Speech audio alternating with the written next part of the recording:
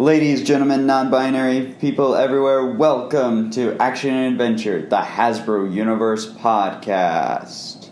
I'm your host, Daniel. And I am your other host, Callum. And today is going to be probably a pretty short episode unless something happens. Because we have one comic to talk about this week. Yeah, no, that's all there is. One this fortnight, which, I mean, it's still stupid that this can happen. That there's, like, even the stuff finishing is still, probably 8-ish books a month at this point. But, yeah, we've ended up with one in a fortnight because IDW can't ship stuff to save their lives. Yeah, it's weird. Like, that's the thing. I developed this schedule of episodes, fortnightly, because I was like, well, that'll account to give us a good amount of books to talk about. Well, but also will work against books or weeks where there are no books. And yet this is the first time while we've encountered books where we have or weeks where we have 8 books in a single fortnight, now we've encountered the first time where we have one book to talk about for our episode to keep on schedule. That is just, I don't know, it's weird. It's weird, especially how long is this recording session even going to take? 30 minutes at most? Yeah. But we've been known to talk for quite a while about Revolutionaries, but even we would struggle to get it much beyond. Yeah, but so yes. Today we're talking about the Transformers First Strike tie-in. Really? Which, it was announced. It was announced, as Revolutionaries First Strike. Yes. And that's what it is. Yeah, it's pretty much Revolutionaries featuring Arcee. But, the Revolutionaries is technically a bunch, with the exception of Action Man, was a bunch of Transformers characters. They were on Cybertron. Centurions in there, so I understand the marketing reason to call this Transformers, but it is Revolutionaries 100%. This is also going to be our final Revolutionaries story for the foreseeable future, as we know, and that is very saddening for us. But it is also the final story, or the final issue to come out of the First Strike event. The First Strike event is officially over now. Yeah, because actually, how many weeks after the end of the core miniseries does this end up? 2 weeks, I think. So okay, so it could be worse. Yeah, not terrible. But yeah. So yes, but first we have some news. Not a ton of news, but we did get from David Marriott, one of the editors at IDW. He decided to share a little preview of some of the post-First Strike titles that are coming out, including Scarlet Strike Force, number 1. He just provides a few pages. Mostly it's just sort of putting the team together, and it's kind of just the same team where we were following before in G.I. Joe Volume 5. As well as some snippets of the Joes fighting the army ants. Yeah, so. I think that's labelled as the first page, I believe. So yeah, we're getting a sort of. It seems like the army ants may be the sort of cold open for the issue. Yeah, so it's one of those things. I guess the army ants aren't going to be a major plot point. They might just be a cameo. Kind of. Kind of the same way that in Captain America Civil War, Crossbones was in there just for a few minutes and then vamoosed. So the cold open baddies who sort of turn up to get beaten up and then go on their way to make way for the actual main story. Yeah, which we knew was going to be Cobra and Galabulus and all that. So, but yeah.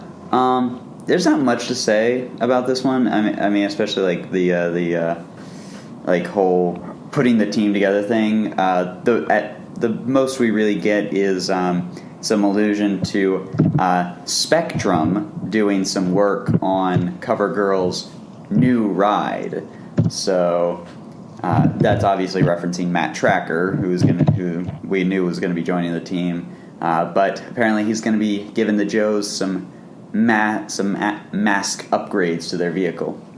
So it would be so funny to me if just the sole involvement of Matt Tracker in Scarlet Strike Force was just giving people vehicle upgrades entirely off screen. Yeah, just like, all right, Cover Girl, your Wolverine, it can fly now. Thanks, Matt. Bye. Well, maybe Matt gets a speech bubble coming off from off the edge of the panel, but you never actually see him. It's one of those things. Nelson Daniel is providing the art, and the art looks great because he's not coloring his own stuff. I think though I saw. Yeah, that's the thing. It doesn't quite have the same Clue look about it. Let's see. I'm trying to see who is the colorist. The colorist is Ryan Hill is the colorist. Yeah. So. Yeah. Yeah. But no, yeah, it looks nice, but yeah, it does sort of lead to a kind of a different aesthetic to Clue. Yeah. But still, it's certainly not a bad one. So I'm looking forward to Scarlet Strike Force. So we've also got a couple of panels from Rom and the Micronauts one. We have got a fun one with Acroya and Rom and Darby. Acroya is Does this woman realize I am the deadliest warrior in microspace? Yeah. He wishes you to know he is a deadly warrior. It was the cutest little deadly warrior. You are. I am already hyped for this series. I mean, I know last episode we talked about some of our trepidations about Rom and the Micronauts, but the fact that Darby is at least here, the fact that they are at least getting them back in the same room together is already a big step forward in what I wanted corrected from the last arc of Rom, and like that interaction is just perfect. I love that. Yeah, no, it was a pleasant surprise to see Darby just hang out in there because I think we'd both been worrying that sort of it would lead to all the kind of Rom supporting cast getting sort of shuffled off to one side to make room for all the Micronauts. But no, yeah, it's nice to see. Yeah. Nice to see. We also get a panel of Baron Karza attacking Rom with his little floaty disc thing, firing energy out of his big stomach thing. So, yay, that has a purpose, I guess. Yeah, I do like all kind of Baron Karza's sort of many and sundry sort of built-in kind of attacks. Yeah. Like he can fire his hands, his kind of fingers individually, got all his kind of chest missiles and things. Yeah. I mean, really, what can't Baron Karza do? He can grow giant, he can be a centaur, he can do all kinds of things. So, yeah. And so rounding out then the set of it's all December books, isn't it? Previews. Yeah. We've got a couple of panels from the Till All Are One annual. We've got Circuit and Longtooth bickering about press freedom, which I hope they get I feel like they'll probably get a fair bit to do in the annual, given that it's about an election. I'm guessing that kind of the news team will be sort of reasonably sort of recurring in it, and it's a fun little exchange. Yeah, and then we get this just cropped off picture of just Waspinator with the most interesting reaction face I've ever seen. Like, I don't even know how to describe what that face is. Waspinator is reacting to something bad happening, clearly, and that's Tuesday for Waspinator. Yeah. So, and Wednesday. But I think the most intriguing thing in this whole preview is the two panels we get of Transformers versus Visionaries, which reveals the fate of our lovable old rust bucket himself, Cup. As in, his fate as in, what title he's going off to, because Cup is going to be in Transformers vs. Visionaries. He and Ironhide appear to be heading to into New Prismos, because we see some Prismosians, and so I don't know if they're going to be serving as sort of the ambassadors to New Prismos or what, but that seems to be where Cup is going to be heading. No word yet of whether his little buddy will be joining him, but we shall see. Yeah, no, it's interesting. Yeah, Cup being plopped into versus Visionaries, because I mean, otherwise, kind of as far as we'd seen from everything else, it seemed like it was just going to be kind of the kind of basically the Till All Are One cast in it, all your sort of your breakdowns and your wheeljacks, and well, I mean, not the wheeljack's been in Till All Are One a bit, hasn't he? Yeah, but a little bit. But still, your Cybertronian cast, not the Earth-based cast. Yeah. And Cup has been more Earth-based than Cybertron-based. Yeah. In terms of the who has had quote unquote ownership of him. It's been more Barber, whereas a lot of the characters that we know are appearing in Transformers vs. Visionaries were Scots. So it's also we also get Cup doing the universal greeting. So whether or not it will be successful, we will have to see. It has certainly been successful in the past, but we'll have to see. I'm like I said, I've been looking forward to Transformers vs. Visionaries for a while now, so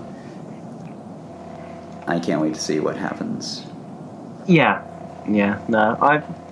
a pleasant surprise, Cup being in it. It's nice that sort of he's going to have a place in the universe still as sort of as well by it looks like a lead character of sorts. Yeah, and continuing to be drawn by Fico Ossio. So who has been drawing him for the past year or so at this point. Ain't half bad. Ain't a bad deal Cup's got here. Yeah, I'm looking forward to it. So speaking of Cup, shall we move on? It's just nice going. Yep. So let's talk about Transformers First Strike. Callum, what did you think of this issue? It was a good issue, I thought. So we're continuing a story we started in Optimus Prime First Strike, and I feel like kind of more than the others though, these two have felt like kind of two sort of reasonably self-contained kind of episodes, quote unquote, rather than just a straight up like 2-part story. Sort of they have different settings, slightly different kind of casts, that kind of thing. But yeah, we're continuing on, and BlackRock has been kidnapped by Colditz and apparently again flip-flopping Centurion.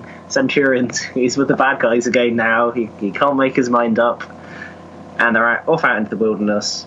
The Revolutionaries, the rest of the Revolutionaries take chase, and it all leads down to a nice little kind of confrontation.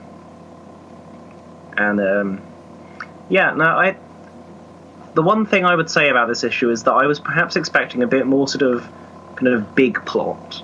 Like I was expecting more sort of like Onyx Prime stuff maybe to come up, and it sort of in the end we've just got some little sort of Black Sun kind of teasers, which is sort of the same thing we got in the past issue, but that didn't by any means make it a bad issue. It was very fun, doesn't do a lot wrong, kind of. I felt like one of the things that really helped this issue compared to the Optimus Prime issue is the fact that the Optimus Prime cast was not involved. The Optimus Prime First Strike tie-in had not only the Revolutionaries, but had all the Optimus, like a lot of the main Optimus Prime cast. This one is really just the Revolutionaries plus Arcee, and that ends up ends up allowing the focus to be a bit tighter. And that really helps this. It really does feel like just like it's not really the grand finale. Like it's not a grand finale for the Revolutionaries. Oh no. but it does bring, it does kind of bring them together, for a good adventure on Cybertron. The big thing that it brings to an end, but not exactly an end, is the character of Centurion and Centurion / Atomic Man, because they're merged, and that's something, I'll be honest, I do feel a little disappointed that he's not necessarily it's not like killed off, but he is kind of put on ice, if you will.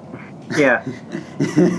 I did not intend for that pun, but yeah, now he's back to being Project Iceman. But yeah, I mean, and it's one of those things, like, Barber can easily, he's in stasis lock, but it's one of those, like, he can be brought back, but it's like, I kind of wanted him to be a main cast member, or at least a supporting cast member in, one of the other books. But the fact that he's now kind of put on ice, it was a little disappointing for me, but, Yeah, it's a case, I think, of kind of, he couldn't really have fit into Optimus Prime as a main character, like, not without shuffling around other people, because Optimus Prime has ended up with a kind of a really big kind of supporting cast. Because, well, I don't know, actually, has anyone, well, I guess other than the people that got moved to Revolutionaries, Optimus didn't really sort of lose many cast members in becoming Optimus Prime from XRID, and then it's had the colonists added on top, and sort of kind of Retgar and people. So yeah, like I feel like, kind of sad as it is to say, Centurion probably didn't have a place to fit in Optimus Prime. So I think sort of taking him off the table, but in a very sort of temporary sort of he's put on kind of hold way makes sense. Like, I wouldn't be surprised if he gets kind of he gets pulled out of stasis, maybe to sort of provide advice or something during the falling in Optimus. But I can't. Yeah, he isn't probably going to be kind of a main character as such. Yeah, and that's another thing that I am curious about, and if we ever got the chance to talk to John Barber, it'd be a great thing to talk about sort of the why he chose to dovetail the Mike Power and Centurion character into a single being, when I guess at best it's led to this story, but I mean this story didn't could have been told either way. But yeah. Well, I feel like kind of just kind of looking at kind of Revolutionaries 8 in isolation, it feels like to me it was a case of sort of that it felt like that more happened to help give kind of Mike Power a happy ending, more than anything else, I'd say. Yeah, but no, it would be an interesting question to pose, wouldn't it? Yes, but I do really like the idea, especially I like the that splash page we get of that sort of has Centurion / Atomic Man sort of retelling his history, his merged histories, like with Krieger and all that, and the way it was one of those things, like when I was reading it, it was like I wasn't entirely sure which way to follow the narration, but I think that was actually like a good, like that actually helped with the whole, like with the visual representation of the merged mind and sort of the what's the word I'm looking for, the surrealness of that sort of that I think that a character like Centurion, Atomic Man, who is neither Centurion nor Atomic Man, but is both combined and all that, would have, and I thought that was a really good page. Actually, because looking at this now as kind of the kind of CBZ downloaded on my laptop, kind of actually, this is my first time looking at it as sort of an entire double page spread, because I read the issue originally on my phone, and it's a really nice spread, isn't it? Sort of Yeah, a very nice job done by Prips on it. Yeah. It's sort of like it kind of all kind of the boundaries between sort of each sort of little kind of vignette is sort of blurred and all sort of blended together. But the text sort of weaving its way across back and forth. And it's a really nice spread. Yeah. Yeah. So, overall, it was a really like good story. It was a good story. You know, it wasn't a grand epic narrative, but it was just, you know, like a short little. It really was focused on Atomic Centurion, to say that, to give him a much better name. As much as I would have liked him to go to Earth and possibly team back up with Richard Ruby so we could have the Atomic Centurion or Bullet Man and the Atomic Centurion, you know, it is what it is. So yeah, kind of in a way, almost kind of this two-parter is sort of, it is very much like kind of, this second issue in particular is very much like just sort of a Revolutionaries issue, in that it's the Revolutionaries team up with a new friend to fight a villain. Well, most of the focus is on a different character in the Hasbro Universe. I mean, yeah, because that's the thing about Revolutionaries, that, and one of the reasons it worked as well as it did is we had a really good team dynamic, and this book keeps that team dynamic going real well. But it also, the Revolutionaries themselves were more, they weren't necessarily the character, like, I mean, they were characters, like, I'm trying to figure out how to word this. They were not the characters that had an arc. This, like, Revolutionaries was not a story about the Revolutionaries.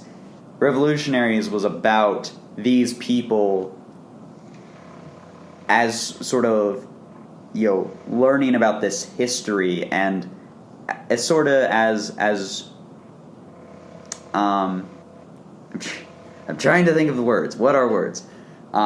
Sort of as viewers to this wider universe, and each issue, and some of the best issues like 5 and 6, you know, for instance, weren't so much stories about the Revolutionaries. They were stories about Centurion or Atomic Man or the Adventure Team or Sergeant Savage. Yeah, kind of the Revolutionaries. Yeah, sort of, and this isn't like a disparagement, but they kind of were sometimes almost kind of the supporting cast to sort of their guest stars' kind of character journey almost.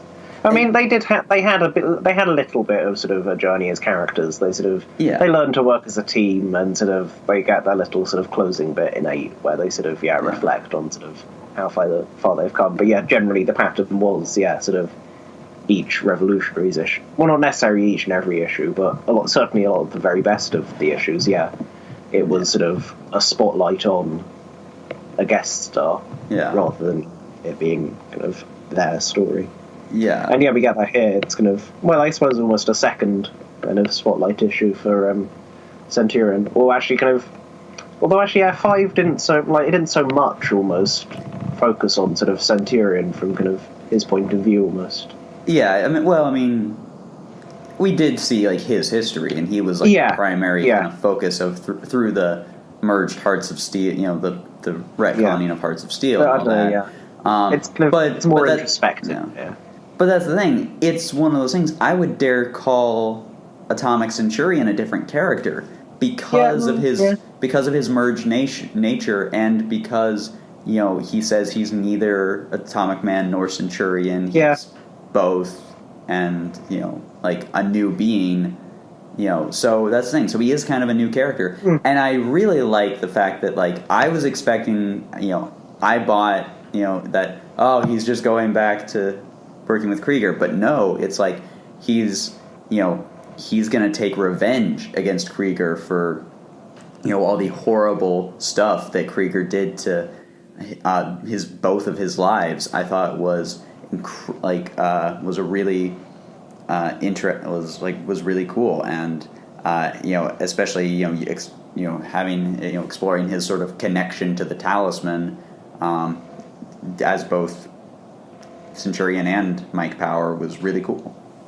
Yeah, no, it was a pleasant surprise. Yeah, the kind of notion that sort of so kind of Atomic Centurion is kind of he's taking back sort of the agency that he lost.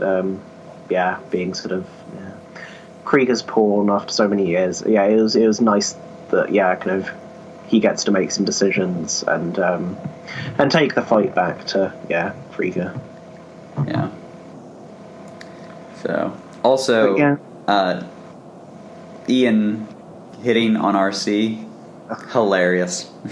It's just I would never have predicted before we got that first preview for this that a thing that we'd be seeing in this issue is Ian fancies Arcee and spends the issue trying to hit on her, but oh my gosh, it's hilarious. Yeah, I saw it summed up on Tumblr as Ian Noble is one of us, a robot fucker. It was, but yeah, so yeah. Like, I'm honestly surprised that sort of, well, no, not surprised, but sort of, it wouldn't surprise me if kind of at some point this universe did eventually sort of address sort of human transformer romance as a thing. Like, the G1 cartoon did it. And this universe has gone kind of far more in depth into sort of human transformer, like, interpersonal relationships than, the G1 cartoon ever did. So yeah, like, it honestly wouldn't surprise me if, like, that did get actually sort of treated seriously. Because, like, obviously, like, all of this, it is played for laughs, the fact that Ian is hitting on a 20-foot tall robot who turns into a car. But, I feel like you could get away with doing it in a serious context at this point. I mean, here's the thing. We have long lived in a world where, especially in comic books, the idea of human-alien romance is accepted, as a story thing. It's always like a thing. There's a great issue of Swamp Thing where, someone raises objections to Abby Arcane and her relationship with Swamp Thing, and Batman is there and brings up, yes, well, I suppose, we'd also have to then talk about the Martian Manhunter and all that. Oh, and that guy in Metropolis and his relationship with the reporter. And the guy's just like, oh, I didn't think about it like that. And we've had human-robot romances in, like, Metal Man and such. I would actually, like, seriously dig a legitimate, seriously done romance story between a human and a transformer. I think that would be incredibly interesting to see. Yeah, it's the size that I think makes it instinctively kind of feel weird. But yeah, there's no real reason why you shouldn't be able to sort of, do it sensibly. I mean, probably make things awkward in the bedroom, but I mean, romance as far as that goes, I mean, they're both sentient beings, go for it. That's what I say. Yeah, right. I don't judge.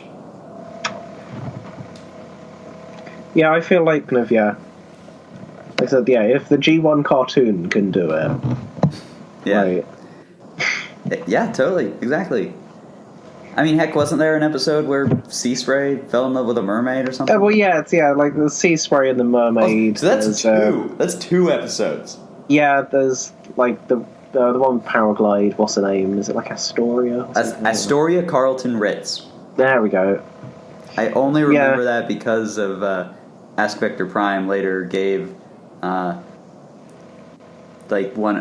Sergeant Kahania a name, and it was Carlton. It's like the Human Alliance. Yeah. Dark Moon people. Oh yeah, with their little Joe profiles. Yeah, I loved that they did that. Like, honestly, I kind of wanted to now see some fiction about Human Alliance guys. But yeah. But anyways, back to what we were focusing on. So yeah, I mean, it's a really good story. It's it's not it's not a great finale and all that, but it's not. Well, I mean, it's also not supposed to be. Yeah, that's the thing. They even say, we're going to have to keep learning how to work as a team, which certainly does mean, like, we'll see what happens with Cup in Transformers vs. Visionaries, but, it certainly does imply that they'll be sticking around together for a while, and I look forward to that. Yeah, it makes a very deliberate point of sort of, yes, the Revolutionaries are still a team. It reinforces it almost, because they start at the start of the two-parter. Mayday's a bit sort of, we work together, like, we're a team, but it's not sort of, it's not that much of a thing. But then by the end of that issue, it's like, we're a team, like, Revolutionaries forever. Yeah.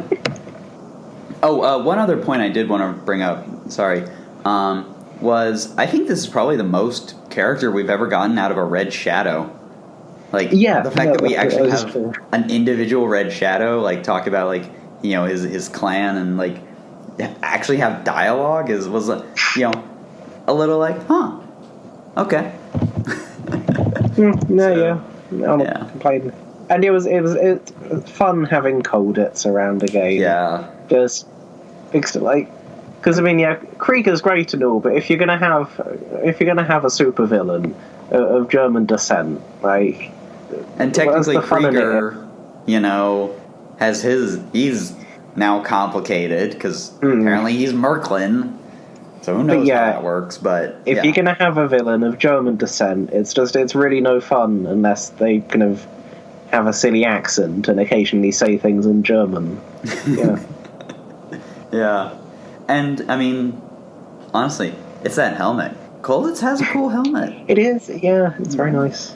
So I would certainly love to see Colditz back in, like, and that's the other great thing about Barber working on the Revolutionaries and Action Man and being the guy on Earth, is that now it's like he has all these potential other human characters that he can play around with and have show up in Transformers stories. Yes. I still want Iron Claw to come back in Optimus Prime because I think it would work so well, especially given the geopolitical themes of Optimus Prime, to have the ruler of a nation be the villain of a story. Oh, but yeah, he would absolutely be an incredibly easy fit. Yeah, he's the guy who's, a guy who is basically Doctor Doom. Yeah. Only with a much cooler mask. I said it. Come at me. Actually, hang on. Oh, sudden thought. Who coloured this? It was Giovanni Lafante. But yeah, just a good job done on the art of this issue, because it was originally solicited as being Guido again, like doing both parts, like with the other two-parters. But yeah, I guess sort of something came up, I'm assuming. So yeah, we got Prips on this issue. And yeah, he does a good job. Sort of, Yeah, I'll be honest. I would have liked. I kind of feel like I would have liked to have had.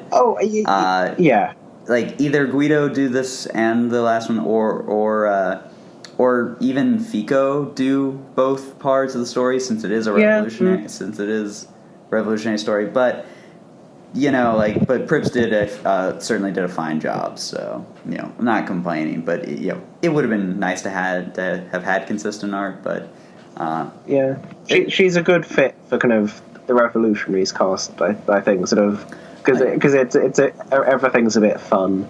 Yeah. We get sort of nice sort of cheeky facial expressions out of everyone. It's kind of fill-in artists to pick for a revolutionary story. I think kind of she is a good choice and does a good job on it. Yeah. Oh, and on another note, I also really like the interaction between BlackRock and Centurion that continued in this issue, especially since they're both servants of Onyx Prime, and I do think that after talking today, I do think that Centurion will probably come back in the Falling because of his history and connection to Onyx Prime. I wouldn't be surprised if he comes back in the Falling, and we'll see. Like, I would see what I could see happening is sort of basically they kind of, well, he's not literally, but they thaw him out to sort of try and sort of learn something from him, whatever. Like, I can't see him becoming sort of like a core hero helping to save the day against Onyx. But yeah, I could see them maybe sort of seeking his advice, perhaps. See, I could at least be involved in the fight. We'll see. Well, I mean, I'm thinking of it basically just in terms of sort of story hygiene, in that sort of he hasn't been a character. Well, I mean, I guess you could kind of count this story definitely does also count as an Optimus Prime story. It's going in an Optimus Prime. Actually, yeah, this story is going in an Optimus Prime trade. There is a case to be made that, yeah, it wouldn't be sort of out of nowhere. You could perhaps reasonably expect an Optimus Prime reader to have, known who Centurion is. So, yeah, who knows? Yeah, who knows? I think we'll be seeing him back at some point. Some point in the near future, we will see Centurion return. The Atomic Centurion. And who knows, hopefully then he'll go back to Earth and meet up with his old friend Bullet Man, and they'll go off and have adventures. Come on, just make it a backup story or something. Please give me Bullet Man and the Atomic Centurion. I want it so bad. But yes, I think that'll now just about wrap us up for our discussion of Transformers First Strike. And, I mean, this was kind of short. I mean, we haven't even reached the hour mark yet and that's just in the recording. I mean, that's as far as once I get into the editing bay and start cutting things together, it's so if only there was someone who could join us, someone to talk about the Revolutionaries and how great of a series, and someone that could provide us insight on some of these great stories. Yeah, who could that be? That'd be great, wouldn't it? Yeah.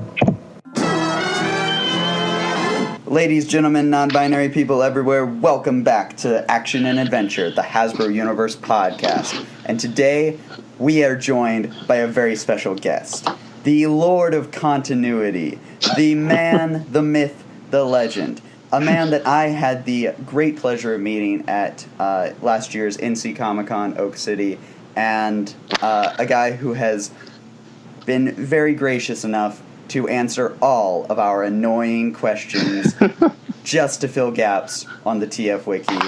Ladies, gentlemen, non-binary people everywhere, please give a warm round of applause for Mr. John Barber. John, how you doing today? I'm good. How are you?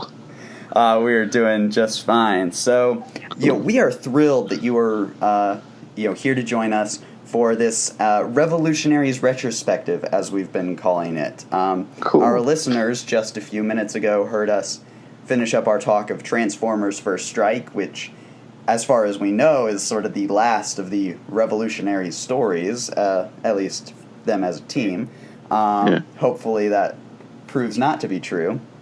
But we really wanted to have you on the show because we have, ever since we started this show with our first episode, we have held Revolutionaries as our favorite title of the Hasbro universe because it is everything that me and Callum find appealing in this wider shared universe. And so, we wanted to, just kind of pick your brain, as it were, about, this universe, how it got started, the character of Action Man, who, has become a breakout star, even amongst Transformers circles.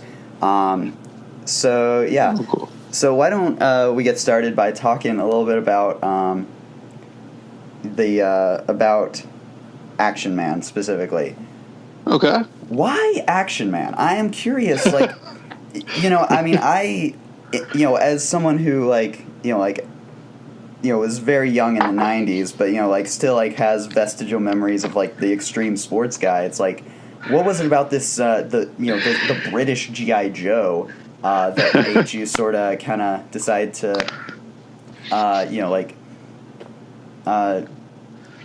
what was it about that character that appealed to you? Well, so what happened was it was going to be, was it Action Man's 40th, 50th birthday? Which, I forget which anniversary it was where this is all, theoretically coming out around. And, Hasbro wanted to kind of bring the character back, but kind of bring him back, it was really kind of nebulous what they wanted exactly, that it was, they were going to, I think, in the UK they were going to do a line of toys. They were the same way they'd done like the anniversary G.I. Joe toys and everything, where it was sort of bringing back some of the classic figures and stuff. And I've seen those in UK Toys R Us's. Yeah, they're quite nice to do kind of reproductions of. Yeah. So like that was in the plans, and they wanted to do some new stories surrounding Action Man, but not just do classic soldier type stuff. So it's sort of weird where like when G.I. Joe first started, they were just these soldiers and they didn't really have names, they didn't have personalities until a little bit later in the run when you got by the time you were the Adventure Team era, they had they had more going for them. They had really specific characters for everybody. There was G.I. Joe and there was Atomic Man and stuff. But there was a period where it was just these were soldier dolls or soldier action figures, I guess, called G.I. Joe. And the G.I. Joe stuff got really codified after that. Especially when you got to 82 and you had the Larry Hama stuff. And then that era of G.I. Joe. There's a really concrete mythos that, to one degree or another, pulled in the older stuff. Pulled in the original G.I. Joe was Joe Colton, and he was involved in all this stuff. And that's something that you've seen survive multiple iterations of G.I. Joe. Where Action Man, kind of every time there was a new Action Man, it was just a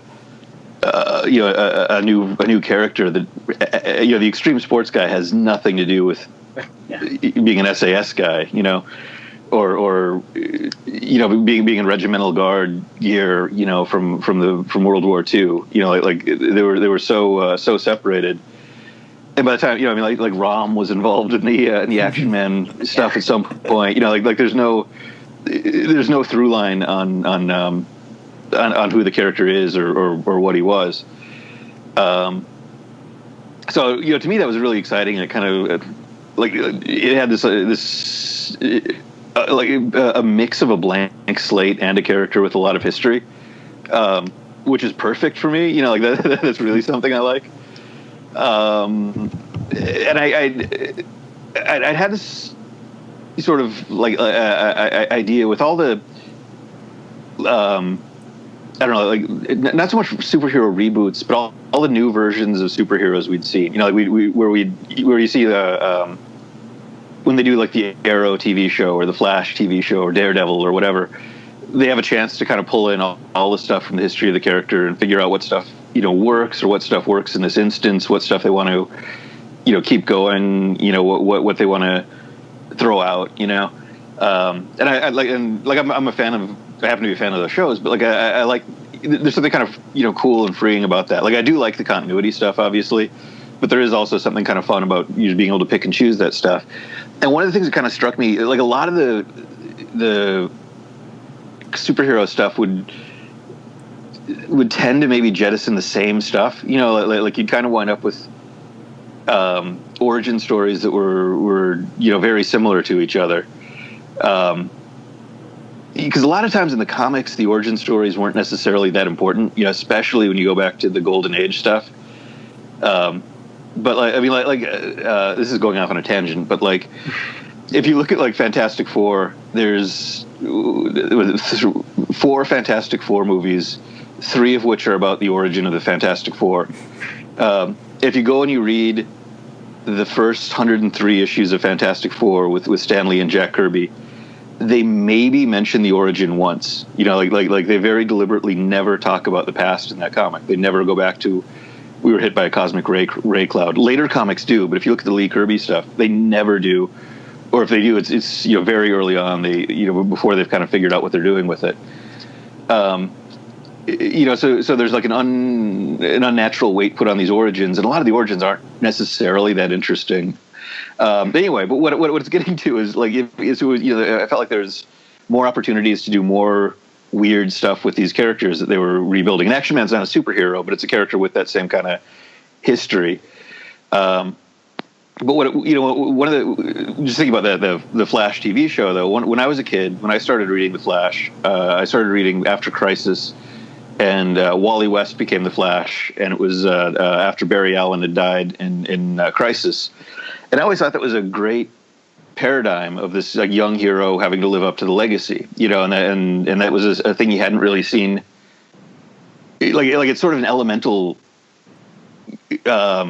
story, but it's not a thing you see repeated a lot. You know what I mean? You always see just here's the guy that gets the powers and he becomes the hero. And that idea of there being a legacy, sort of built into Action Man, and there being a new person having to try to live up to that. I thought that was really, really fun. And then kind of bringing in sort of pushing it towards my love of British spy fiction and sort of, I mean, most of the Roger Moore James Bond movies are awful, but there's something really charming about Roger Moore as James Bond, I think. I mean, like every story I hear about Roger Moore, as opposed to, let's say, Sean Connery, makes me like Roger Moore, Yeah. And then you of course homage that in that great splash page that we ended up tweeting on the Action Adventure Twitter page shortly after Moore's death. Because it was such a great, iconic, like, to me, felt like a very iconic image of just him on the jet ski. Yeah. We got a note. There's a note from somebody from Hasbro. I know it was like, so this isn't like this isn't the soulless Hasbro note. This is somebody's like, well, Action Man would have had to watch these in reruns, right? And I'm like, well, so would I. Like, I'm not, I know this stuff. I wasn't around for The Spy Who Loves Me.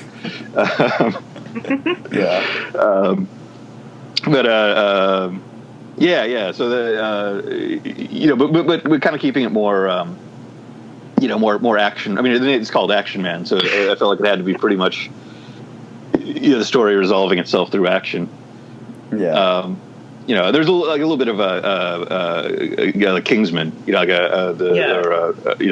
was definitely another influence. Like I think the movie had maybe come out, fairly recently at that point, but I'd read the comic when it came out, of course, and that's maybe a little recent to be admitting it was an influence, but it was a pretty big influence. I thought it had that kind of fun, like irreverent tone. I mean, isn't it like I like Casino Royale as much as everybody did, but I felt like some of the other Daniel Craig Bond movies got too serious. I mean, I know everybody knows the flaws of like Quantum of Solace, but to me, when I was watching that, like, it was just anytime any character was any fun, they died, and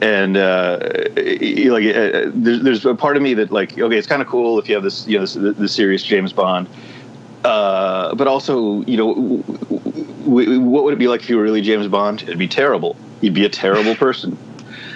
Okay, but is there like that isn't necessarily that pleasant to watch? What if you remove the parts that are terrible about him, and stuck with the more fun stuff? Again, more. He's clearly not a James Bond figure, but just that tone of I don't know, that tone maybe translated to an action shooter as opposed to a spy story. Yeah. I don't know if that makes sense, but that was sort of so. Like, kind of immediately when I heard Action Man, I had this idea, and I not every Action Man isn't very well known, especially in the U.S. I mean, I think obviously in the UK, but I think in other places it's more of a well known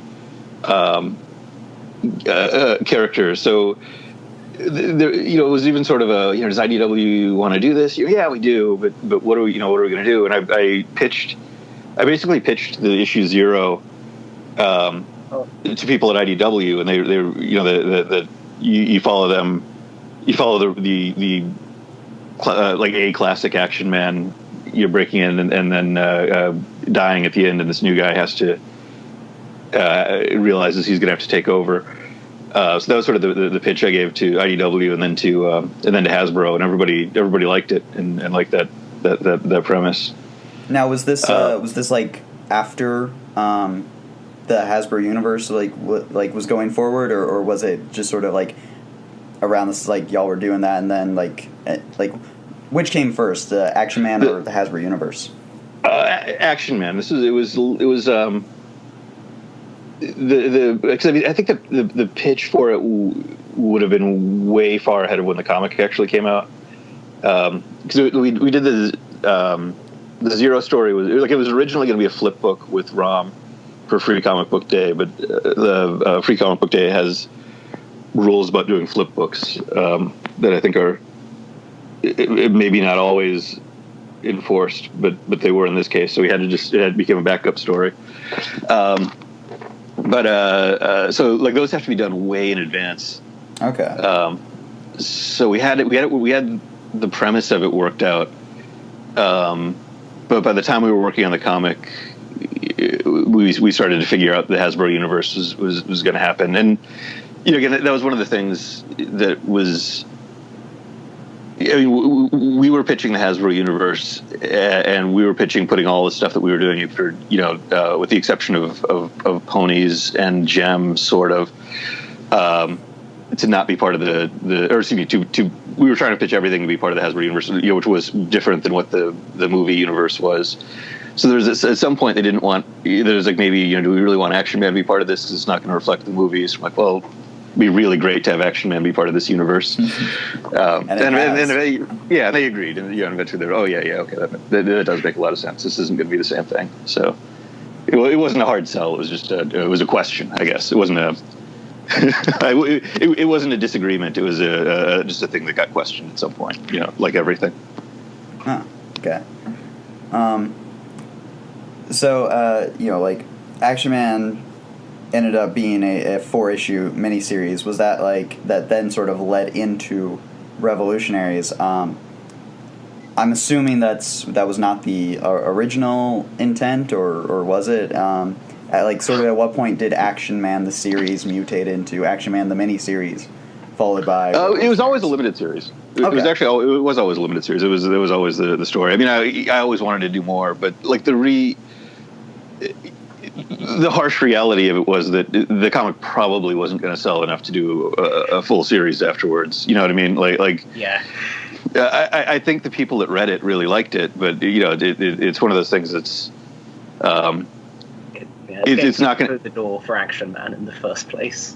Yeah. Exactly, and I felt like that was one of the great opportunities of having a Hasbro Universe, is that you could introduce people to this stuff, that way. That you're not shoving it down their throats, but being like, hey, if you like this character, there's, the character can kind of stay alive in the universe and maybe grow up and have its own character. In the same way in the Marvel Universe, Hulk got canceled at issue 6, and if it had just been off on its own, that would have been the end of the Hulk. It would have been 6 issues of comics in the 60s, and you would have never, never heard of it before. It would have been just a curiosity.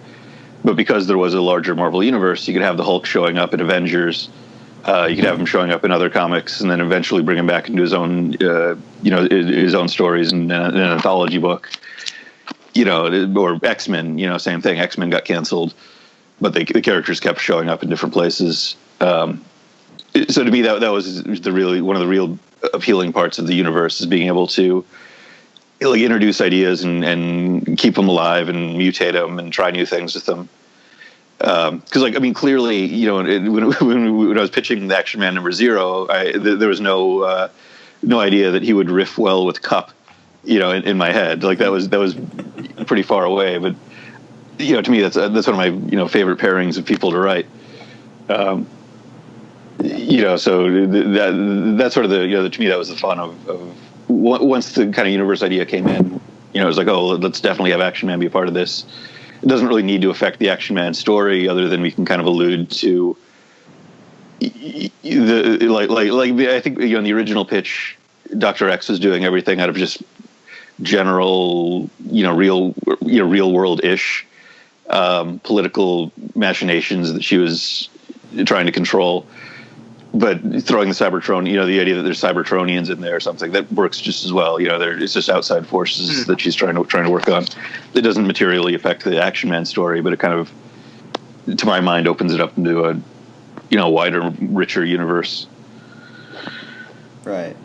Because I think we know from sort of interviews and things that I think kind of was Action Man the sort of he was always going to be he was the first guy that was going to be part of Revolutionaries. I want to say I've read about how there was this idea that Action Man could be off observing everyone else. But how did the rest of the team then come together around him?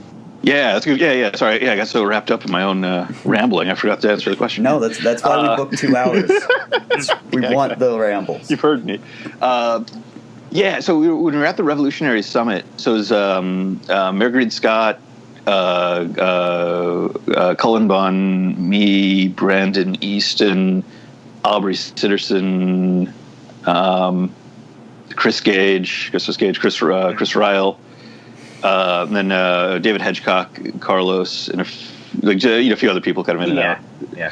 But so it was all the writers from all the initial wave of series. Except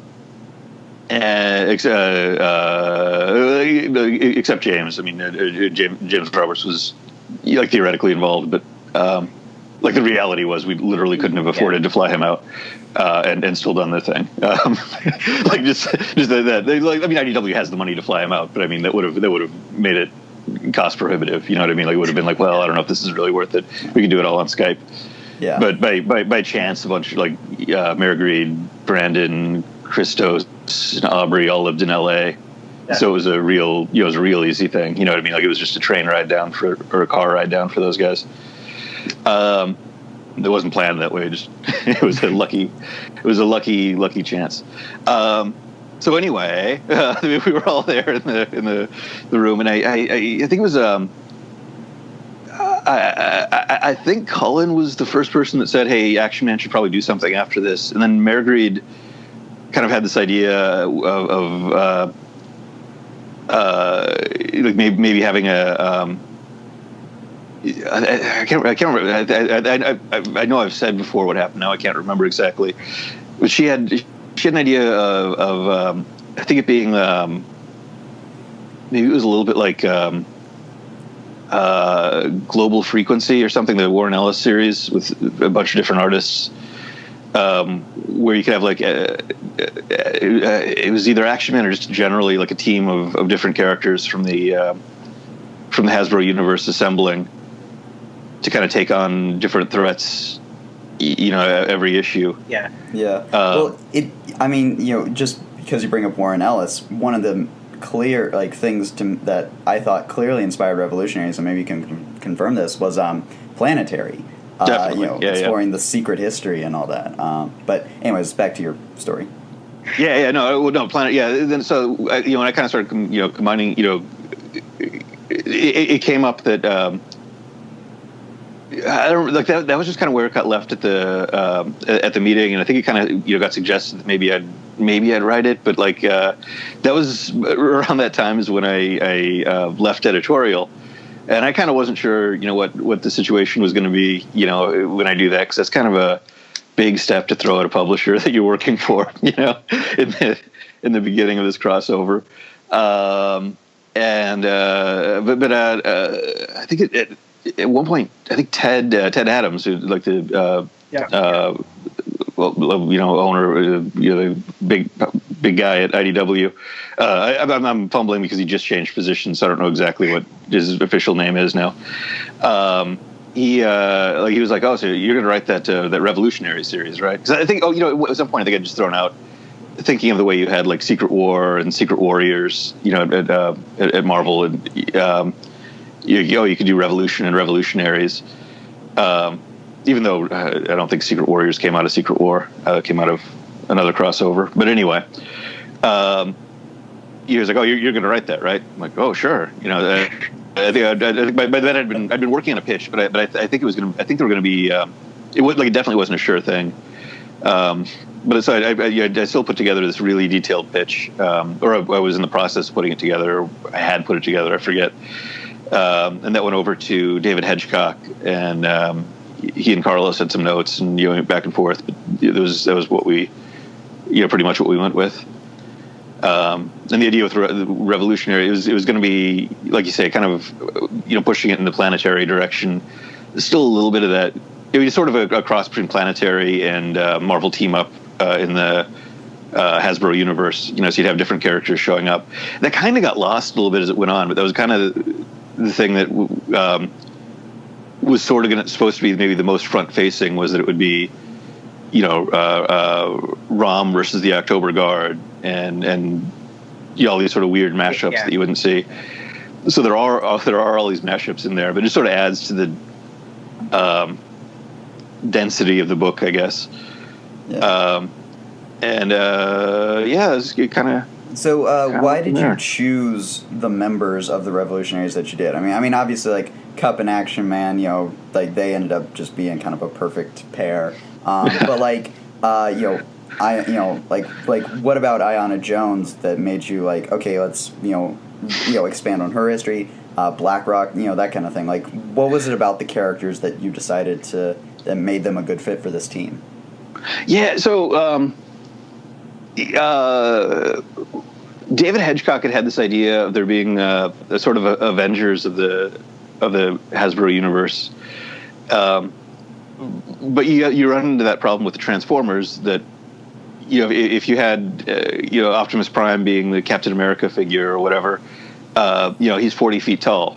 Like that. That really shifts things up. So it's like, if only there's a way to like shrink Optimus to human size. I'm like, well, BlackRock is we actually have like a human sized Transformer that could be in there. So that's kind of where he came from. It was just like, I think originally it was just sort of like almost a logistic thing, but it was also to me like he was a sort of Steve Jobsian kind of figure. That you could kind of, mutate into a Tony Starkish kind of figure, where like he's Iron Man, but he is the armor, like he's the armor pretending to be Tony Stark. Well, and can I just say, as a TF Wiki contributor, I love that you took that joke caption to its logical extreme in the book. Which joke caption? Like the caption of BlackRock, of GB BlackRock's page for the longest time has been like Tony Stark but with glasses or something along that line. So the fact that he is now just full on Iron Man is kind of amazing, and I love that. So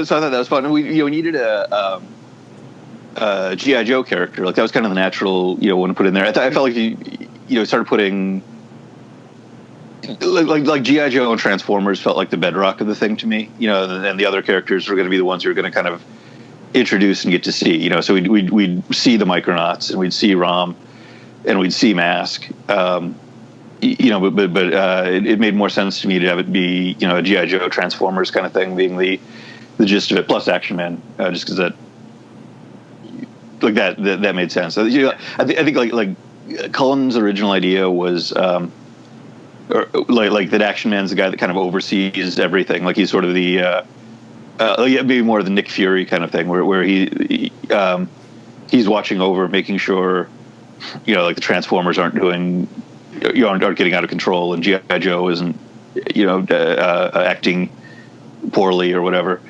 So that really that wasn't the role that he took in the comic, but that was like sort of the gist. So he was kind of there from that. So I wanted a G.I. Joe character, and a lot of Aubrey was putting together the G.I. Joe team that he was going to have in his book. I had like G.I. Joe characters that I was going to put into Optimus Prime. So we were kind of trying to figure working through what character to put in there. Just in general, I wanted a female character in there, because so far we had Action Man and BlackRock, and there aren't that many. There's a good number of female G.I. Joe characters, but there aren't that many when you start getting into it and dividing them up between books. Where Scarlet was going to be leading the team in Aubrey's book, and CoverGirl and Lady J were both in there.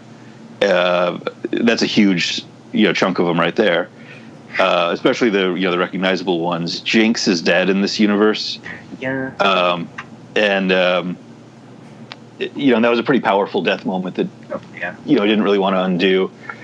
So yeah, like some of the characters, like Ronan could have been a character that came in. There were a few options, but I'd kind of liked. None of those characters necessarily had any like marquee value, Right. So you're kind of at a sort of a flat playing field in terms of like bringing in readers based on a particular character. There might be a handful of fans of somebody, but like it wasn't like Scarlet is like a big name in my head. Like that's she's like a star, Lady J or CoverGirl or big names. Then we had Jones, kind of. She started as literally just a character in the background of RID, and she'd kind of grown into a bigger character,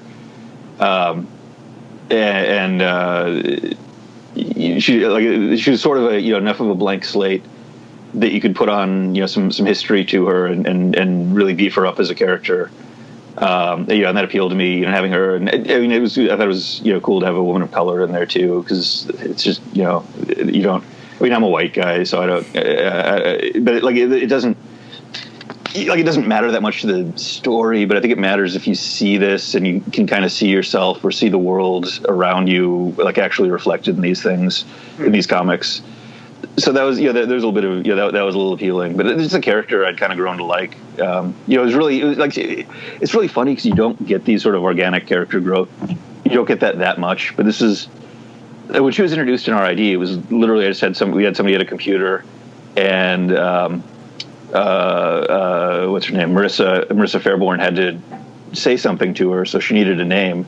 And I was listening. I think I had a David Bowie song on at the time, and his real name's David Jones. So I was like, okay, Jones. And of course, Bowie would be a recurring theme in Revolutionaries. That is true. Yeah. It does. Yeah. So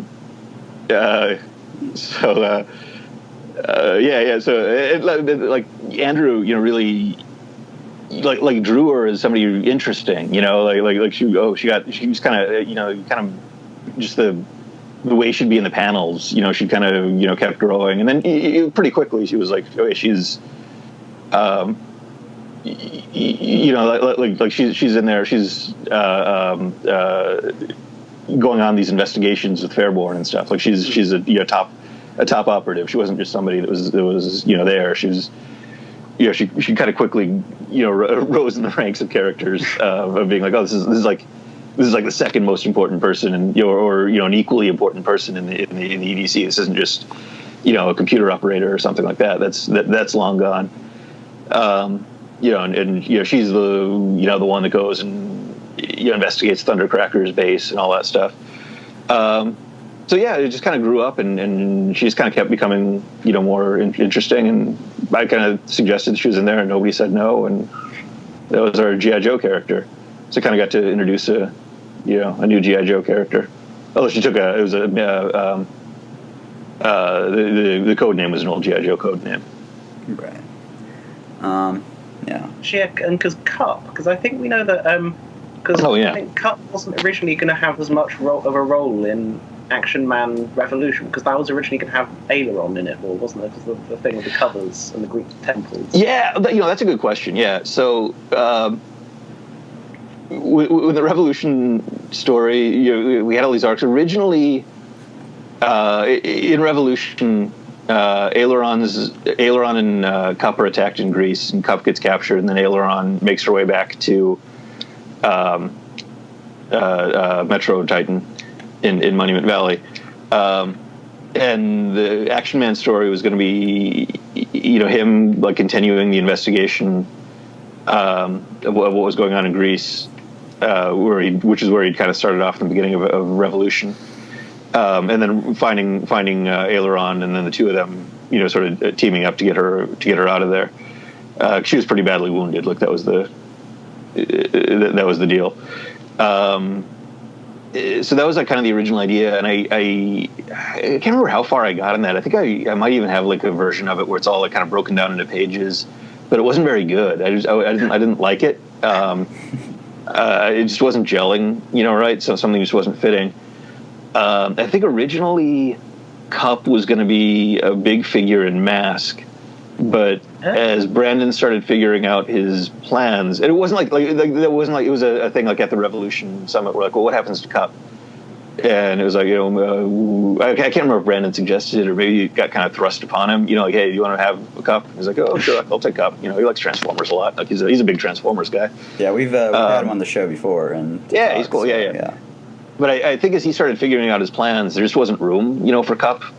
So you'd have this sort of weird thing where Cup was going to get captured and then kind of disappear. And I was like, oh, that's it'd probably be a better story to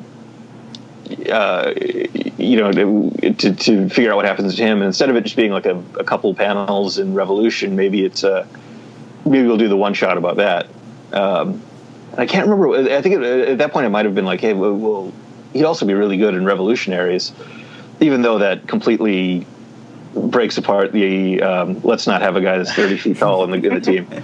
But then it was like, oh, they could drive around in him. But just kind of like I was like, that'd be a really good mix into the team. To me, it kind of felt like, I don't know, like when Worf came into Deep Space Nine, where it's like, oh, that's such a good fit. Like you didn't know you were missing Worf, before that. But it's hard to imagine Deep Space Nine without Worf, or even like More Than Meets the Eye with Megatron. I mean, I don't know if it's I don't want to compare myself to that, but like that was the that's the same. Same kind of thing where you didn't have Megatron for 2 years of that comic. So Cup, he just kind of really fit in, and writing Ian gets so excited about this stuff, and kind of like pushing that idea of pushing away from the Action Man limited series kind of idea that he's like that it's all about him trying to live up to this responsibility. There's sort of a dark tinge to it where his mentor died, and it's sort of sad. And kind of being like him embracing this life and being like being like I imagine that Roger Moore James Bond is, where it's like he's doing this because this is the coolest thing in the world you can do. Like how else are you gonna run over alligators, and parachute off the side of ski jumps with the Union Jack flag and with Union Jack that's rad. That's great. So just having him be excited, like how would I feel if I met a billion-year-old robot from space? That'd be great. Like that'd be fantastic. I'd want to be his friend. I'd want to really have an Iron Giant situation going on, So that was we kind of apply that, and then like Cup. I don't know. It's sort of the way as I was trying to write the dialogue, you just kind of write the actions and everything. And that's exactly what Cup has always wanted, is somebody that just sort of hero worships him instead of talking about how old he is. But then there's a genuine affection that kind of grows between the two, and they clearly become really good friends by the time they're in Revolutionaries. Yeah, and that's certainly like one of the best pairings. I think pretty much everyone agrees on Action Man Cup. It's just like a great duo. Yeah. So I am curious to know, like, because as you said earlier, as Revolutionaries developed, it got more into the secret history, and there were like sort of our major players like Krieger and Atomic Man, Centurion, Sergeant Savage, and it also like by the end ended up becoming sort of a stealth prequel for First Strike. I'm curious how sort of that developed, especially given the shocking twist that occurred with Krieger in the First Strike event. Oh, right. Yeah. I put together, it was like a 12-page like sort of outline pitch originally that had a lot of the pieces that were finally in there. It was always original. It was always kind of going deep and pulling in like sort of lore from the comics, the IDW comics, but also it's kind of pulling in stuff that I thought was fun from other other elements. Like I was pretty unfamiliar with Sergeant Savage and all that stuff. That was way after my time of playing with G.I. Joe, and it was sort of after there's like a weird time for me at my age I don't remember exactly where I was when Sergeant Savage came out, but like you see these like kind of toys that you grew up with, and here's the new version of them, and it's like, oh, that's kind of weird. All right, move on. I didn't really think that much about it, but the more you kind of dug into it, the wilder it was, and just like the weird stuff, like the Joe Kubert Sergeant Savage story. Like it's just like a bizarre, sort of forgotten corner of Hasbro history. That it isn't. It doesn't have the like sort of 80s nostalgia that G1 Transformers and the 82 GI Joe have, and it doesn't have it didn't grab people the way Beast Wars did, so or like Transformers animated or whatever. So it's sort of a sort of forgotten corner of things. Actually, hold on 1 second. I'm sorry. Yeah. Hold on.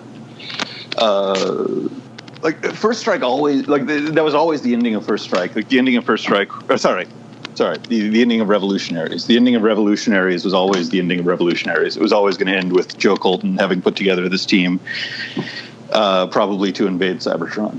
Like that was in the pitch for Revolutionaries, and my idea was that could be the next like crossover. So like that part was all sort of planned. It was sort of a what's the word like that was sort of the end goal of what like Colton and his team were going to be trying to do. I think as First Strike started getting together, like it was David and Marigreed wrote First Strike. Like they put the actual figured out what the story was going to be and who was going to be where and who was doing what and why.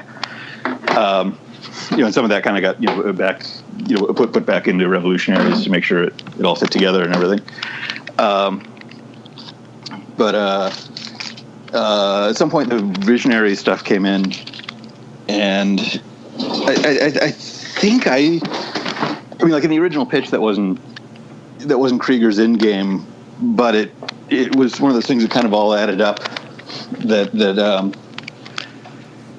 like it absolutely made sense if that was his end game, so it was kind of like a little lucky, but a little I mean that kind of stuff just happens when you're writing the stuff sometimes that you don't sort of realize the direction that stuff's going until you kind of look at it and you're like, oh, this could be what if this is our character and this is how given the way Margaret and David were going with First Strike, this could be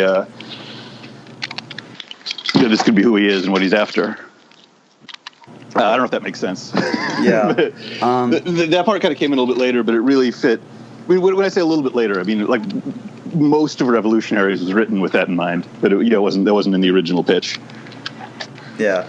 Well, it was certainly something that I think as readers, we sort of found unexpected because we Krieger had been presented as this technology kind of guy, but then once we go back and read it and with that in mind, it's like, oh, okay, like he mentions the Centurion, okay, it's like we then started to connect some of the dots. But I'm curious. The scene in it's 5, isn't it? Because it's in the flashbacks drawn by Greedo, where Krieger introduces himself from Centurion to Centurion. You go back and reread it, and it's suddenly oh yes, right. This makes a lot of sense now that this is one alien alone on Earth introducing himself to another alien who's alone on Earth. Yeah. I think that stuff was. I think by then it had all been figured out for sure. I think it's like maybe I mean, Krieger doesn't really come in until a few issues in, so I think it all been pretty much figured out by the time he actually shows up. Yeah. I am curious though, what was the sort of what was the appeal about certain characters that you decided to bring in, like Atomic Man, I think is one of the big ones that ended up being such a key part of the book, especially in its second half. Or I guess the adventure team, by and large, what was it sort of about these more obscure characters that sort of that appealed to you that you wanted to like expand on them? Yeah, that's a good question. I don't really have. When I was a kid, I had. So I mean, I got into G.I. Joe like with the first wave of the toys and the early comics. So I all the Adventure Team stuff was was before my time. I didn't know anything about it until later. But there's still weird stuff at that point. Where at one point I got like a book and tape or a book and record or something it said G.I. Joe on the cover. So I'm like, oh, cool, G.I. Joe. But it was Secret of the Mummy's Tomb, which was an old, there's a guy named G.I. Joe, and he's investigating stuff in Egypt, and there's no cobra, and he's got a beard, and he's just wearing green uniform, and there's like both no lasers like in the cartoon, but also no grim realization about the harsh realities of Vietnam like in the comic book. and I'm I was sort of puzzled by it, because sometimes in those days, like sometimes you get these like ancillary spin-off stuff that didn't really match up right, where you get like like the Transformers 3D comic, if you've ever seen that Blackthorne put out, or or like books on tape, like those are like book and tape, book and record things. Those are always produced by some other company, or like little novels or choose your own adventure kind of novels. Yeah, that clearly the writers and the creators of them weren't as familiar with them as the people doing the comics and the cartoons were. So those were always weird, but that G.I. Joe one was super weird. Like it wasn't just like off a little bit. Like it wasn't off about Megatron and Starscream's relationship. It was off by not having any of the characters. So that was always sort of fascinating to me. But like one of the things that I used to like. There's a comic company called Wildstorm that was part of Image and now it's part of DC, and that was where Planetary was, and Global Frequency, going back to all the Warren Ellis stuff we were talking about. But Wildcats is their main book, but like all these characters sort of had this sort of weird history together, and they'd have these like kind of flashback comics where you'd see all these characters from different books that were on a team together, back in the 60s or something. Yeah, like Team 7 and all that, yeah. Yeah, exactly, yeah. And also in the Heroes Reborn Marvel comics, at one point Marvel licensed out Iron Man, Captain America, Thor, and the Avengers, and the Fantastic Four to Jim Lee and Rob Liefeld to do these like sort of a new continuity with those characters, and you had this setup where like Tony Stark, Bruce Banner, and Reed Richards and Dr. Doom were all friends in college, and they all like knew each other there, and they all kind of spun off of this their college rivalries and stuff to become heroes and villains. And there's always something that I thought was kind of cool about that. And you saw it again in Venture Brothers, done in a funny way. So it's kind of that idea that there was like an older team that all the stuff had kind of spiraled out of, or that had pieces of all the stuff from in the modern day. It felt like it gave more like a richer texture to the world. The adventures had been going on for a long time. There's all sorts of stories you can go back and delve into, and that other people can kind of make up, bring in new stories that took place in the 60s and 70s, 80s, World War II, whatever.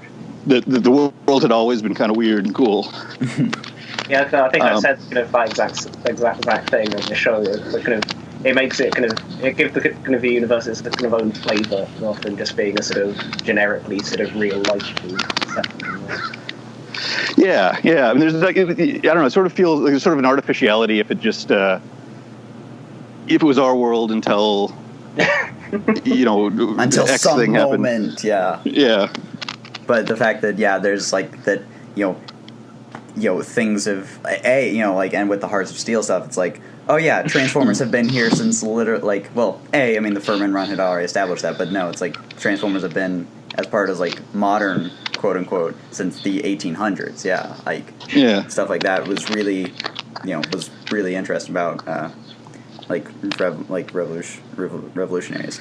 I do want to pick your brain just a little bit more about the Adventure Team because one of I think my favorite things that y'all did with the Adventure Team was Miles Mayhem, being part of this Adventure Team. Sort of how did you develop, because obviously like the Adventure Team had already been established by the Van Lente run of G.I. Joe.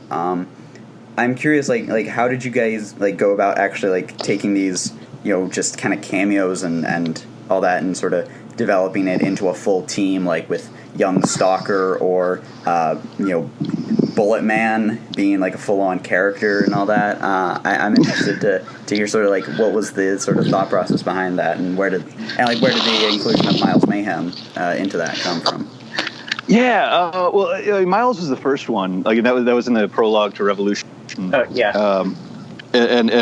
was really, that was probably where the whole idea of doing something like this really came from. Was, what if Joe Colton and Miles Mayhem are old friends? I don't know if this actually tracks. I hadn't really thought about this. There's a movie called Megaforce. Have either of you ever seen or heard that? I've heard of it. I've not seen it. Yeah, it's what's the actor's name in it? But anyway, like it's. I'm sure it's a terrible movie. I haven't seen it since I was a kid. But it had that same sort of rivalry where the main good guy and the main bad guy were old friends. So there was a sort of a sort of rivalry between them. That didn't really enter my mind until right now. So I don't know if that wasn't a conscious decision. But just sort of that idea of, hey, what if you had this? I think throughout if you take all the stuff I've done, all the Transformers and everything, that idea of the heroes becoming villains is a thing that comes up a lot. So I think it was another chance to kind of do that on Earth with human characters. Kind of get into that theme. And maybe just again, you just kind of add a little bit of richness when and kind of introduce Miles Mayhem didn't come out of nowhere. There's a little bit of a little bit you can find in the older sections of the tapestry that suggests that he was there. Yeah. Hopefully it was like a little bit of a twist. When in that prelude when you find out that it's Miles Mayhem. Who's it gives a reason for them to sort of trust him a little bit, even though he clearly shouldn't. His name is Miles Mayhem. Yeah. And of course, then it turned out that was actually not Colton at all. Yeah. Which again, we knew when we were writing it, but from the point of view of Mayhem, Scarlet, and the Reader. Yeah. So that was there, and then Fred had introduced Bullet Man, and I think we'd seen Atomic Man in there at that point. Yeah, he was in like one of Duke's like flashback memories, dream sequences though. So that's the thing. Like it's just write it off. It's a dream sequence though. Yeah. But yeah.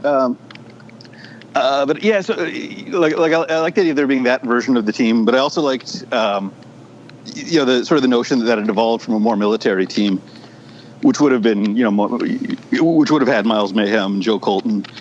And I wanted to put Stalker in there because he was in the old G.I. Joe comics. Stalker was one of the original three guys. Like it was him, Snake Eyes, and Hawk that formed G.I. Joe. And that sort of disappeared over different versions of G.I. Joe. But I like the idea that because I think he was on, if I remember right, he was in Vietnam with Snake Eyes, like when Snake Eyes got burned, Yeah. and in those early G.I. Joe issues, like he's one of the main guys. He's one of the absolute main characters. So I kind of wanted to pay homage to that and give him an important role. You know, that he was somebody that bridged the gap between versions of G.I. Joe. Excuse me. Walking my dog, walking up a hill, so I'm out of breath.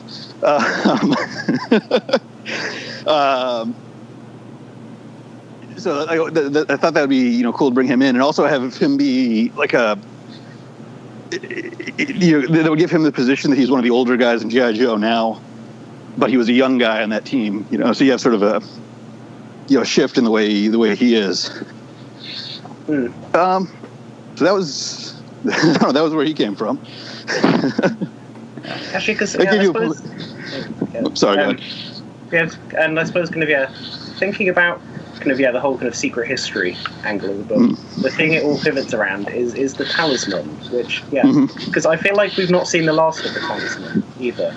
No. Even with the end of First Strike, especially with Onyx Prime sort of tying into that. Because when Revolutionary started, I wasn't at all expecting it to tie into the stuff you had going on in kind of RID and Optimus. But so that was sort of a surprise.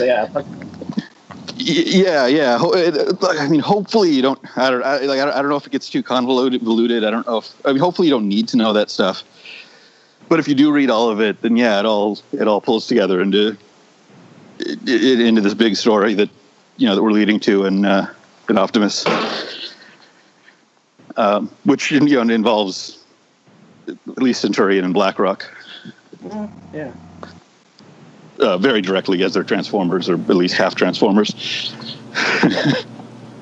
Now, did you have sort of free reign as far as what other kind of Hasbro properties? Because obviously you threw in a ton of Easter eggs smarts, or I think probably still the most infamous example that I can think of is Bullet Man's source book profile, which references a Parker Brothers game that is not even made anymore. So were you kind of given sort of free reign to just bring in as many references and all that as you wanted? Yeah, everybody was okay with it. I mean, I think so. The most obscure one, I don't think anybody actually even saw. So I saw on the TF Wiki, there's a reference, or there's a thing that I referenced the Mastermind TV show. That's actually a super deep reference to the Mastermind game. That if you dig into the Ron Joseph pages in the Atomic Man, you can see a paperback book with the cover of the Mastermind game on it. So in theory, that book's been licensed into a TV show by the present day. Interesting. So I guess one of the other key developments as far as Revolutionaries goes is the inclusion of Baron Ironblood as a villain. And that was something that very much the fact that you redesign or that you and Fico sort of gave him a slight redesign, but for the most part he was still the big bucket head. Was definitely something that appealed to at least our kind of community on the Allspark. But I am curious, so him being Joe Colton was kind of the immediate kind of pitch for that. How did sort of that develop? How did you sort of develop that character of Colton needing to deciding to become a bad guy in the form of Baron Ironblood? Well, I mean, from Colton's point of view, it was just to keep his identity secret and to as we'd see in First Strike, sometimes not everybody was going to want to work with Joe Colton when he knew he was recruiting, bad guys, even though he knew he was recruiting them to die on Cybertron. He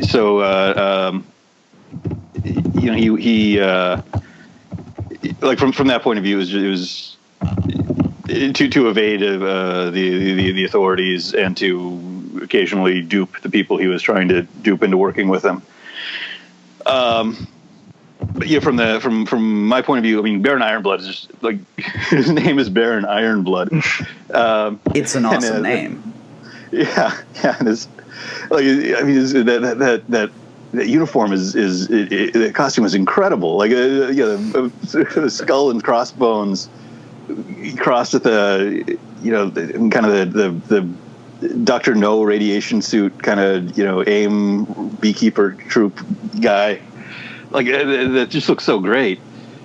And Fico had, I love working with Fico. I mean, and we, I love the guy a lot too. And he has this great ability, to like take these old designs and draw the cool parts of them. The parts that I think really resonate. So they don't look retro, but they don't look like you've just gone in and made them look like they were straight out of Black Ops 2 or something. Like that's a danger I think you see with a lot of the stuff when you do redesigns of characters. There's a sort of there's certain traps or certain directions a lot of artists like fall into to make the stuff seem more realistic and more real world, that I think sometimes makes the stuff less interesting. I mean, I don't mean like realistic costumes are not good, but I mean like it's a stylistic choice, and sometimes you get great costumes. But when you start to kind of military, do these sort of military versions of stuff, you get into some of the same sort of segmented body armor. A lot of black, matte black on it, and there's a sort of vocabulary that's come out of a lot of video games over the last 10 or 15 years that it serves a different role in video games than it does in comic books, if that makes sense. That, yeah. The flashiest thing on the screen in your first person shooter shouldn't be your character's arm, but you do kind of need that for the hero character that's, that you're looking at, from a third person view in a comic. I don't know. I don't know how much sense that really makes, or if that's really true. Yeah. But I love it. Like, to me, there's this weird part of it where it's almost like when McFarlane was drawing Spider-Man. I've never said this to Pico, but when McFarlane was drawing the Amazing Spider-Man, there was I didn't actually read that run at that point. Like, I was reading comics, but I wasn't interested in Spider-Man at that point. I was reading other stuff. I was reading more artistic stuff. But then I saw like what McFarlane was doing, and there's this like draw of wanting to see how he would draw the Hobgoblin, or how he would draw, whatever, just because he was going to do something weird to it, but still keep the actual look the same, And there's a little bit of that, to me in Fico stuff where it's like you can take this, in the wrong hands, that design is going to look silly and dated.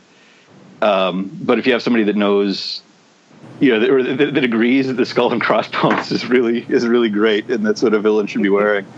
That'll be able to sort of adapt it and make it, just make it look modern, but with those, sort of retro flourishes or unrealistic flourishes.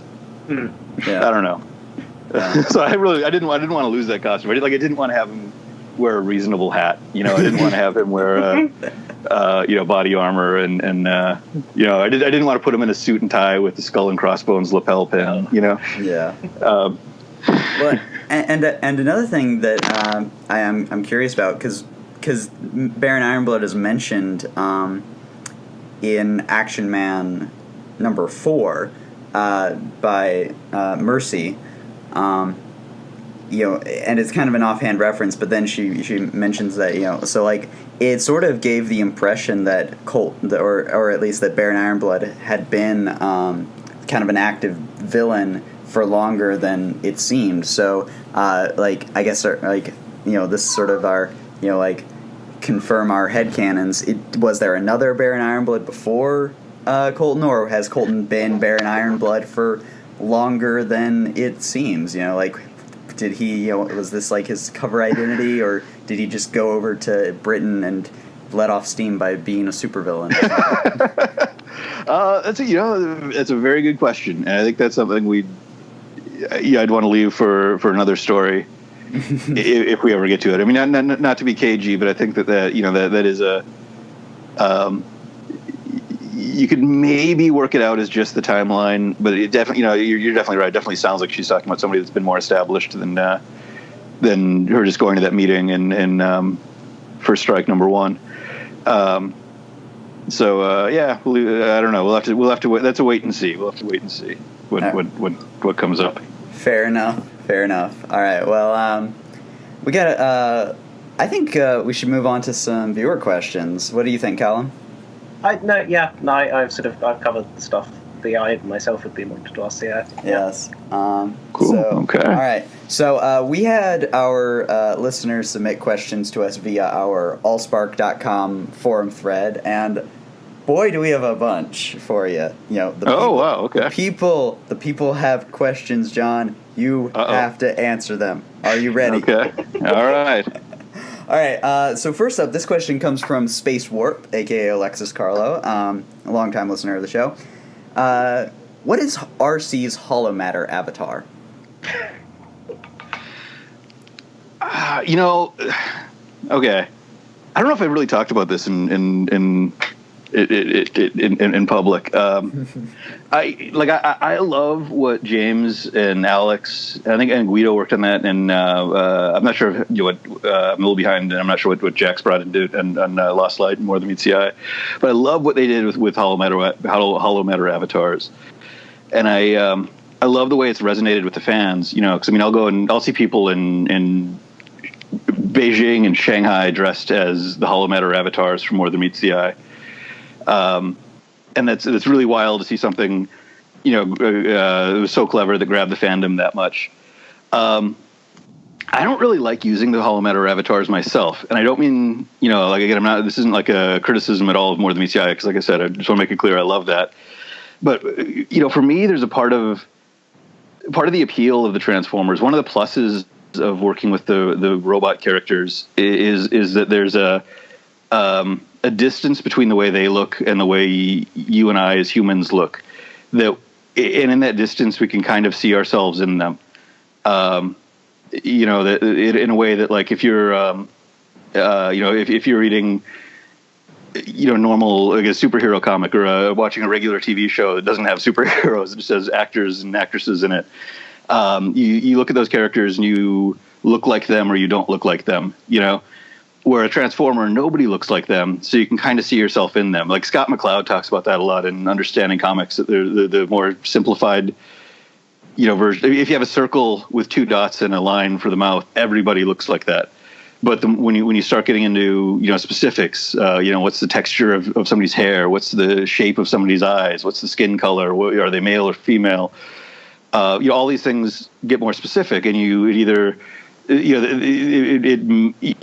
can still identify with characters, but you maybe can't see yourself in there in the same way. Maybe you can, maybe you can't. But I think that's one of the appeals of like a Spider-Man, where anybody can be Spider-Man under that mask. All of him is covered. Like you can, even though you can see what his body looks like, you can maybe change that in your head so it looks like your body if you're male or female or heavier or not a incredible toned guy like Spider-Man, I guess is. So like I always kind of don't want to do that to the characters or to the Transformers characters, because I don't want to force somebody to see a character that they weren't seeing. Like I don't want to say this is what this character like really looks like if they were a person. I totally get that. Yeah. And I like when Rumble and Frenzy, like they just recently, they were in stupid disguises. Like that's not what they think they look like. They think they were like that actually ties into something that comes up later, but B, they were they're just not very good at making disguises, and they thought they were being subtle. So that's sort of my attitude. Like to me, Arcee just looks like Arcee. Yeah. And I respect the different view of that like James and Alex have, but like it's kind of deliberate on my part to not do that because I don't know. That's my thought on it.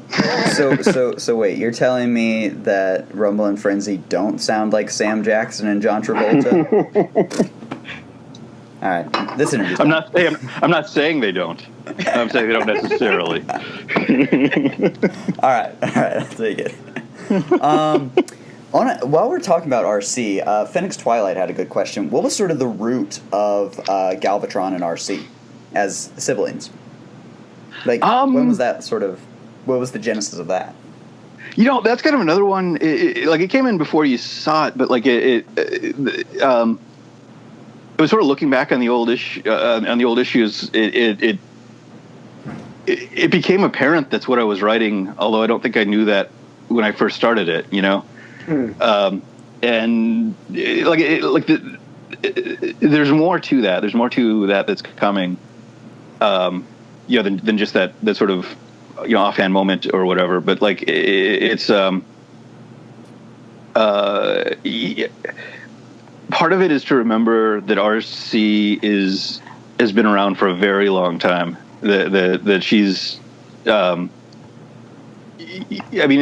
all the Transformers are really old, but you kind of Bumblebee's only like 4 or 5 million years old or whatever. That's not exactly accurate, but he's only as old as he is. He's a young guy. Where Arcee's got to be pushing 10 million. It doesn't make a lot of sense, I guess, if you really sit down and think about it. But like I like that idea of there being sort of tiers of oldness in the Transformers, tiers of experience, and she's very experienced. She's been through a lot. And part of it is just to make it really make clear, make sure that there's an understanding of how far back that goes and how key she is to the history of Transformers in the universe. That she's been there and played a role in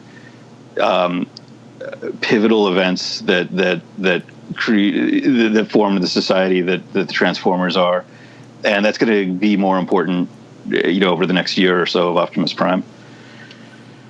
So it's kind of finally setting that into place, and I guess I don't know. That's the best answer I have. And it's also like they're clearly not on the same side, but they clearly have some sort of really, it was clear that you could tell they had some sort of history together. And in a way that like Galvatron didn't treat anybody else. And that was, that was why, but kind of even in kind of the earlier stuff, he could treat her like an equal. Sort of be a lot of the other kind of Filter podcast. I don't think he does anybody else. Like, I don't think there's even the people that are theoretically as better, or that consider themselves as betters. I mean, I don't think he considers them as equals. And I think Arcee is the only character that he ever really did. Yeah, and that relationship is certainly, especially with number 10. I think your writing as far as to sort of. Correct, I guess, is the word. Sort of the unfortunate implications has very much turned Arcee into a very, a character that, at least the women I know who are transgender very much very much like her character, especially since your writing has sort of gone out of its way to sort of recontextualize the infamous Spotlight issue. So I think that's certainly a big reason why that character is so popular and what made number 10 so interesting.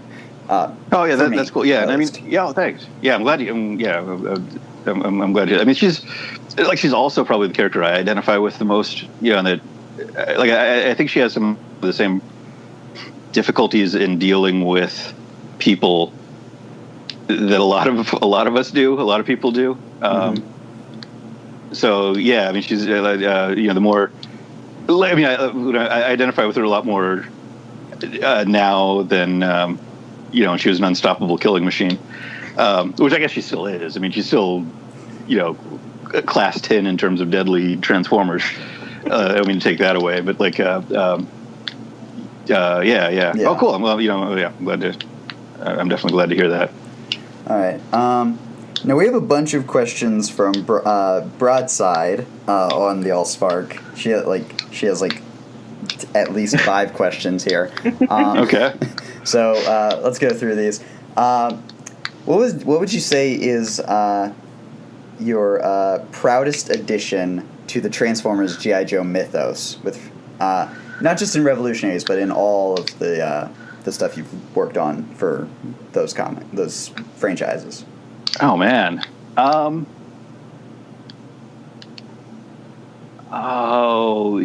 That's sort of tough. Like as a,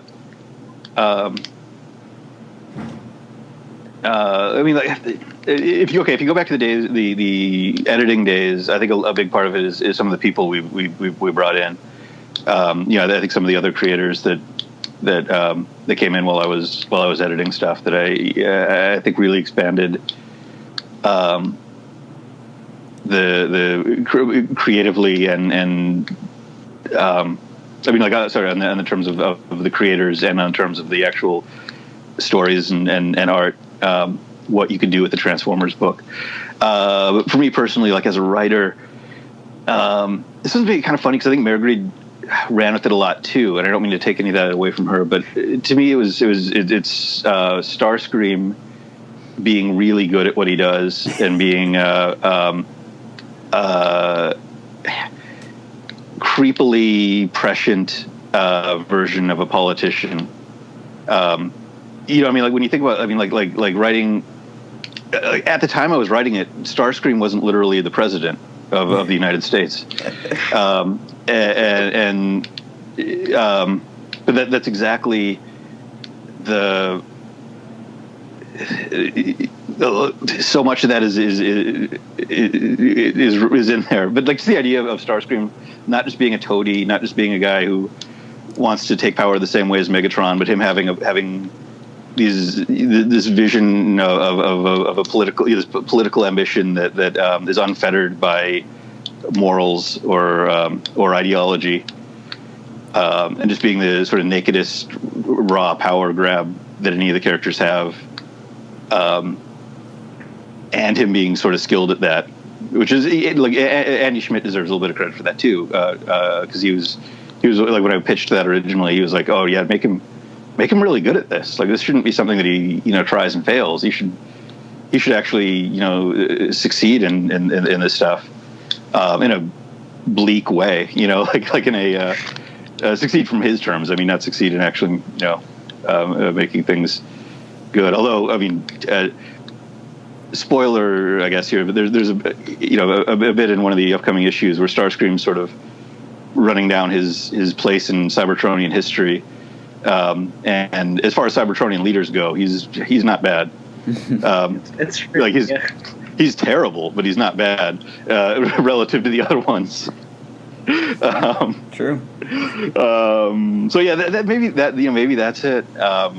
I mean, it's kind of cool to see. Like I said, Marguerite really. It was good to see like Marguerite running with that and doing her own version of it. Her and Sarah's own version of that character, and it being a little different than maybe. I don't mean that as criticism, but I mean the putting themselves into that and taking it in a cool way, and even seeing in like the Machinima stuff, like that's the version of Starscream that shows up in there. Yeah. And that's really cool and really gratifying to see. Arcee is maybe another one. I really like the character of Arcee. So yeah, I don't know. Yeah, maybe those. All right. So, is there a team up or a story in Revolutionaries that you wanted to do, but that you didn't either didn't have time for, or just was there something that like, oh man, I really want to do this team up, but it just didn't work out? I mean, I'm sure I could have found more if we were going to do more issues. The one thing that changed. I mean, the whole Hearts of Steel thing wasn't originally there, and it's funny because it became such a major part of it. but going back to like the original pitch, Michael Kelly at Hasbro, it was great. Like Michael Kelly is just fantastic, a really good story person. Like you really you get story. One of the issues I sort of had, like we had Centurion, or like a Centurion character, but it was sort of a Superman analog. Like the gag was he was a Cybertronian who wound up on Earth. Like he was the last Cybertronian launched from while Dreadwind was destroying Cybertron. He gets launched off into space and he crashes onto Earth in the 1930s, and he's raised in a in a Kansas farm to be a car. But he becomes like a superhero, and he starts doing these things. He doesn't know anything about Cybertron, and the revolutionaries find him. So it's kind of clear what maybe I'm referencing there, right? Yeah. So and Michael didn't like it. I'm like, oh, this is such a good story, though. And Michael, was like, even in my head, I'm like, oh, but this is so good. I really want to do that. And then I think Michael had suggested maybe doing Hearts of Steel, because I think he really likes Hearts of Steel. But he was like, I was like, no, you couldn't have Hearts of Steel be in this universe. If you did that, you'd have to do this, and then you'd have to do this, and then, oh, wait a minute, okay, you'd have to do this. And then like all these pieces started fitting together, and I'm like, oh, that really fits in with the story we're trying to tell in Revolutionaries. That works a lot better. So we kind of took Christos Gage and I took the germ of the other idea and kind of grew that into Star Drive in Realm versus Transformers, which I think was way more interesting. So it totally worked out for the better. But that was probably the closest to anything that I had. There were a few like near miss things. I'm trying to remember what was in the original pitch. There were a couple that didn't make it in, but like they didn't make it in just because they just kind of stopped working. Like Stalker was going to be in there. Like there's going to be more with him, but part of it you just kind of run out of room with some of the characters. Like when Mask shows up, like we had to cut it down to like Matt Tracker and Gloria Baker, because 6 or 7 Mask characters showing up, plus like it was just like it's already, these comics are already well, and that was also the very conceptually dense. Sorry. Well, and that was also the Mike Power issue where like you had the Mighty Mikey Power comic strips, and then you had the storybook page and all that. Which, by the way, great issue. Like I loved the mixed media approach to that. That was possibly one of my favorites, along with number 5. But yeah. Thanks. Yeah. Yeah. I felt like around then. I mean, like the early issues are really straight ahead action stories with like a ton of stuff happening. But yeah, around issue 5, there definitely is a shift into being more, more playful with the form, I guess. Yeah. I guess it kind of goes back into action for the end, but I don't know. Yeah. Well, it definitely to me feels like, again with that planetary influence, it feels more like while this whole the whole series is about the Revolutionaries and their story and all that, they also are more passengers on the stories of Centurion and Atomic Man and Sergeant Savage, which another great issue, especially just for that one page. The Guido page? Yeah, that one Guido page with friggin' Cesspool and 90s Zartan, who we have personally have headcanoned as being Zartan. Literally, that's what he looked like in the 90s. Before he shows up in G.I. Joe. But let's keep going with some viewer questions. Okay. Sorry. Yeah. For the Action Man supporting cast, was there ever this again comes from Broadside, was there ever consideration to draw more from the established 95 and 2000 cartoon, or did you immediately want kind of a fresh cast and all that? Yeah. I mean, I to me, it was fun to be able to come up with a new cast entirely. It was like Hasbro definitely didn't want to do they didn't want to do a revised version of those characters.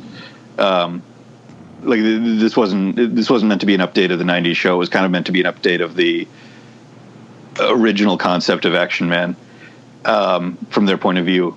I think. I mean, you know, like I don't mean to say that like, they would have if I'd really passionately wanted to do the '90s characters in there, I like probably could have, you know. But you know, to me, that in my head at least, a lot of that stuff more or less happened in the '90s. You know, like so those characters. Yeah. More or less exist out there, and it's not going to be 100%, fit in there. But we tried to put in some references here and there to the older stuff to kind of, give the history. I mean, the jet ski was the '90s jet ski, and like Natalie Poole, she's in that Guido page. Oh yeah. Oh, definitely. By the time we got to that, then it was definitely like yes, those are. Like at that page, I think I just gave like a laundry list of things Guido could put in there. Because I knew like I was like really I just put it in the script. Oh, I hope we can get Guido to draw this one page because I love Ron. I love working with Ron Joseph. He and I are doing another comic called Feral together right now. He's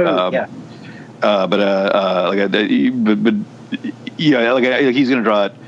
I love the way he draws it, and he's going to draw it, that way, and it's perfect for those pages. But I really just wanted a super '90s, page, and definitely bring her in. And so, like, I think there were definitely more characters that I gave for a pool of characters to use. Like here's take your pick, Guido. Like that kind of thing. Yeah. So, like, I think in my head, definitely there's more of the Action Man cast existed then. So yeah. Cool. I don't know. That was just rambly. Sorry. Yeah. No, that's what we're here for.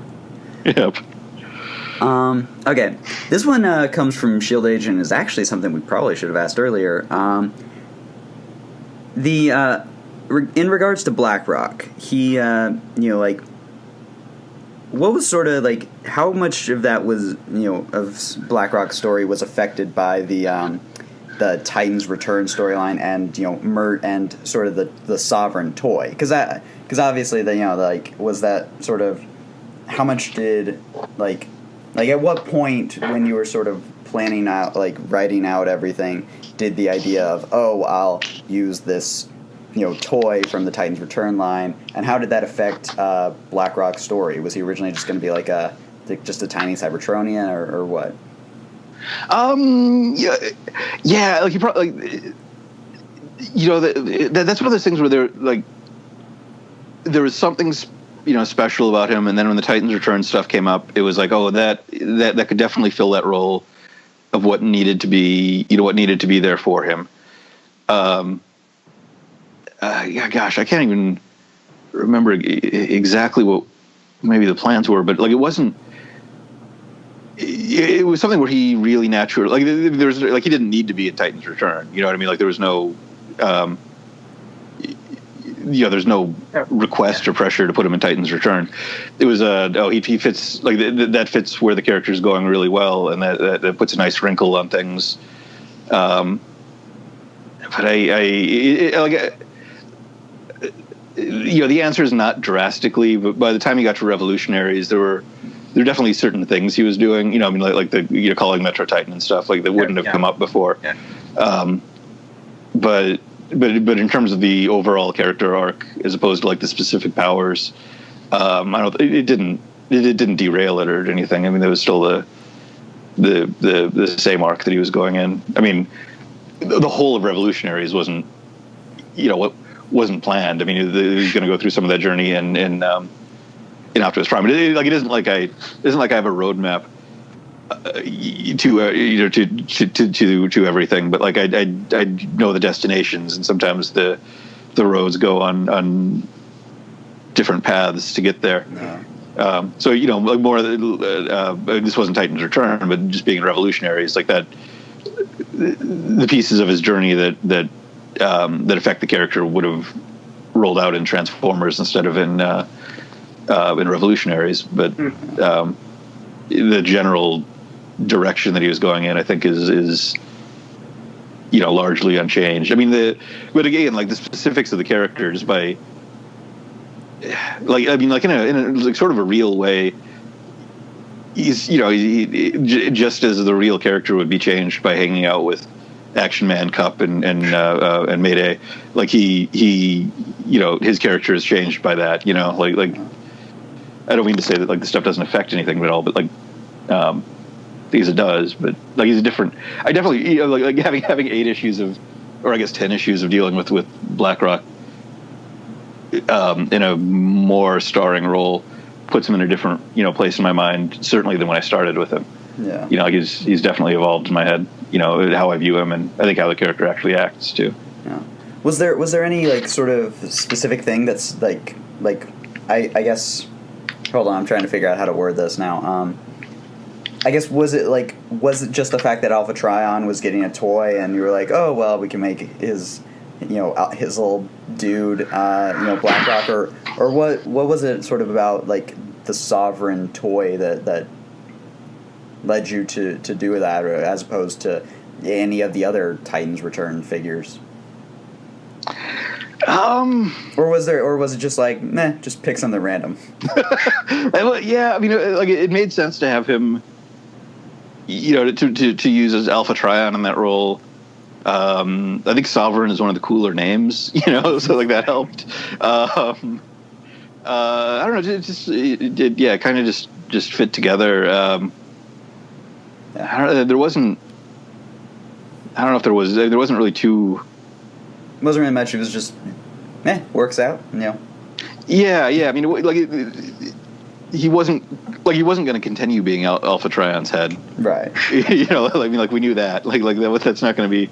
It's not his role from now on. So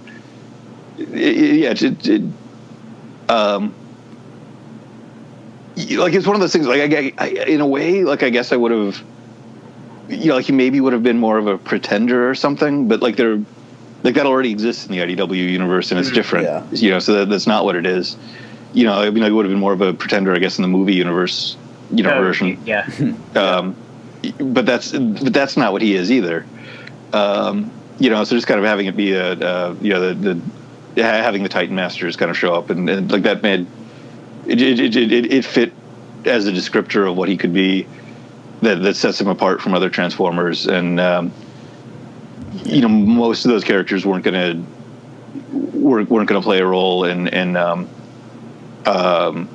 IDW comics, but the Alpha Trion one, just I think by virtue of it making sense that Alpha Trion was playing a role by kind of pushing Alpha Trion along in the direction that he's going, and. I mean, probably if that character had a terrible name, it wouldn't have been him. Like that might have pushed it in a different direction. Yeah. But luckily it didn't. I don't know. It all just kind of, it's one of those things that all just kind of fit together really nicely.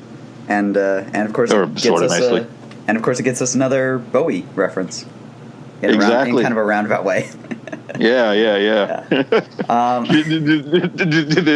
the listeners understand any of this stuff that we're saying about the Bowie references? I mean, have you brought that up before? I mean, I've certainly brought up my love of David Bowie's music before. But I mean, I'm sure our viewers are our listeners are very much, they're in the wiki circles. They know, they follow all that stuff. But do you want to explain the Bowie references real quick? Well, yeah, I mean, just kind of by chance, all the initial Revolutionaries characters all had some sort of Bowie reference. That Ayanna Jones was named, like her last name was from David Jones, David Bowie. BlackRock was Sovereign, who was the David Bowie character from Venture Brothers. And then Action Man, in Nash's Dashes. There's for the Action Man. Yeah, which again, as did Venture Brothers, we very directly reference in Action Man number 0. Yeah. But yeah. So it wasn't intentional, but I'm a huge Bowie fan. I remember Jeff Weber used to be at IDW. Well, I guess he still does some stuff at IDW, but he used to be in the office at IDW. He was next to me. He was a huge Bowie fan too. And when the album Black Star came out, or maybe it was when the single Black Star came out, it was like right as I'd been like right as we started to set up there being a black star that BlackRock had been orbiting, wherever he'd come from, it was from a planet orbiting a black star. And then this Bowie song "Black Star" comes out, and I instant message Jeff, and I'm like, "Look at this! After years of ripping off David Bowie, he's finally ripping off me."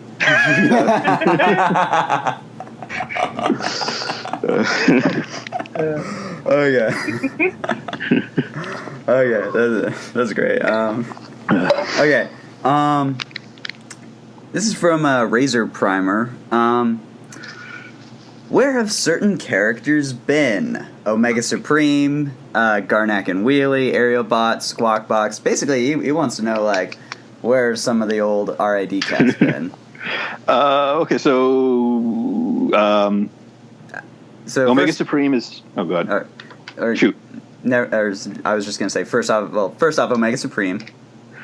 He's still in stasis lock in a coma on Cybertron in the warehouse that Superion had been in way back when. But his story's not done. We've not forgotten about him. Yeah. All right. What about Garnak and Wheelie? Where are they? They're in the next issue of Optimus Prime. Ooh. Scoop. Yeah, scoop. Yes, and while we're on the topic, Scoop is not in the next issue of Optimus Prime. Yeah, and while we're on the topic, Soundwave 902 actually was the one who asked about the aerial bots and Squawk Talk and Beast Box. I think Squawk Talk and Beast Box are probably somewhere on Cybertron. The aerial bots definitely are. They can't form Superion without turning Earth into an enigma of combination. So they're, I don't know, doing whatever aerial bots do, and they can't form a big guy. Yeah, they're around. They're again. Also, their story is not done. There's more to come with them. All right. This is another one from Broadside. How long, roughly, has Mercy Gale been Dr. X? What's sort of the timeline on that? It's been as long as since All Hail Megatron, I think.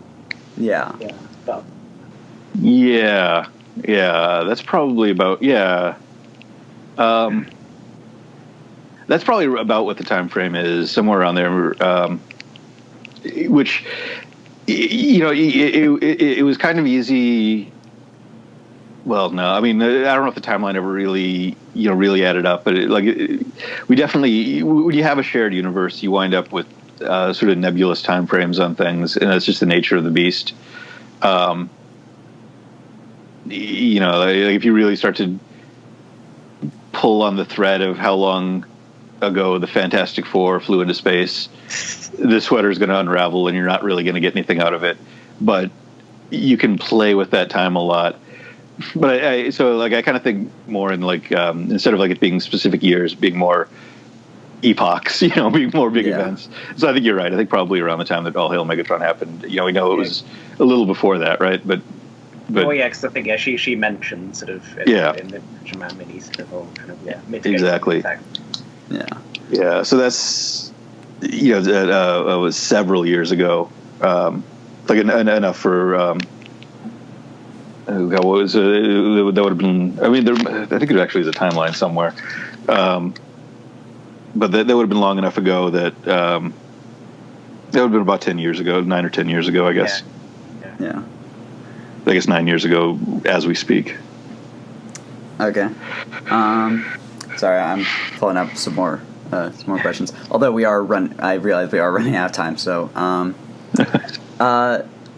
so who knows? We might actually save some of these questions for when you're on next, because because we've been talking all about Revolutionaries, but you have a whole Transformers book that that is coming up on a very big storyline pretty soon.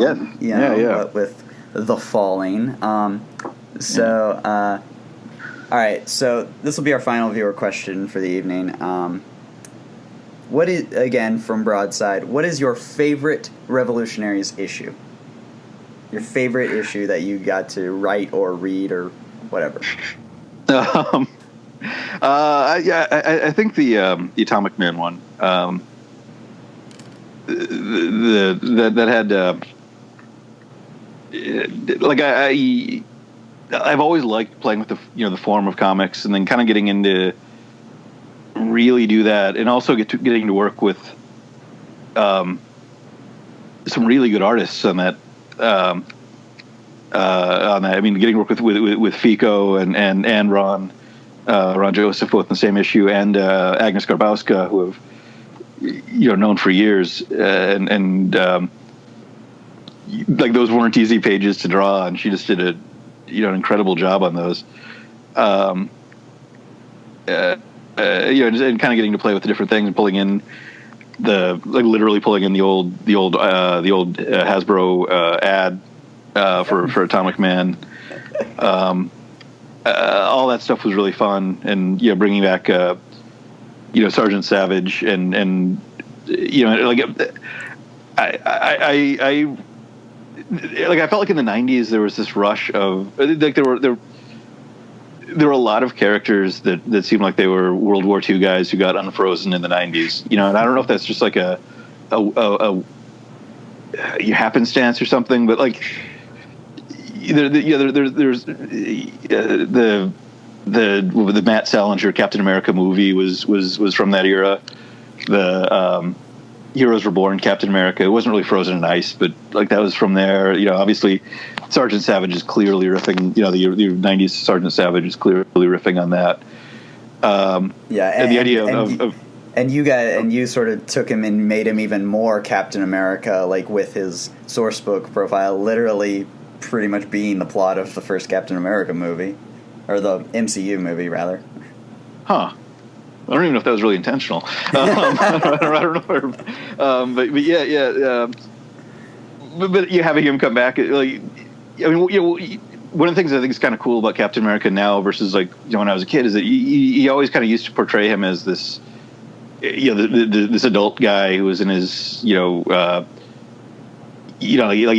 felt like a living legend. Like he was a guy who lived this whole life, but when you think about it, and when Ed Brubaker thought about it, like, no, this is a guy that was in his 20s. Like he was he just wasn't that old when he got frozen. And you're imagining a guy showing up in his early 20s in the 90s and living his whole early adulthood in the 90s, and then getting frozen again and coming back. I don't know. I thought that was really, a World War II guy trapped in amber from the 90s seemed great. So I liked to he comes in the end of that issue. So that's my favorite issue. Yeah, sorry, that was a long answer. We're running out of time, and I'm giving long answers. No, I mean, that was definitely like, while we're on the topic of Sergeant Savage, since we didn't really touch on him a ton in the first part of the interview, like, we really enjoy, like, me and Callum, I think I can speak for both of us when we say we loved that interpretation of Sergeant Savage as, like, spouting 90s catchphrases, because, I even had a conversation with someone about how clearly Sergeant Savage's favorite movie must be Space Jam because he loves the 90s, but he must have grown up on Looney Tunes cartoons in the theaters. That's a really good point. Yeah. So you heard it here, official. John confirms Sergeant Savage's favorite movie is Space Jam. And we really hope we get to see him, more in the future, along with the rest of the Revolutionaries. That'll just about wrap us up because we're kind of coming to the okay. We're running up on the end of our 2 hours. Thank you so much, John, for being here and just talking with us about these characters that we have grown to love so much, and we definitely would love to. We know BlackRock is sticking around in the pages of Optimus Prime. We know Cup is going to be in Visionaries versus Transformers.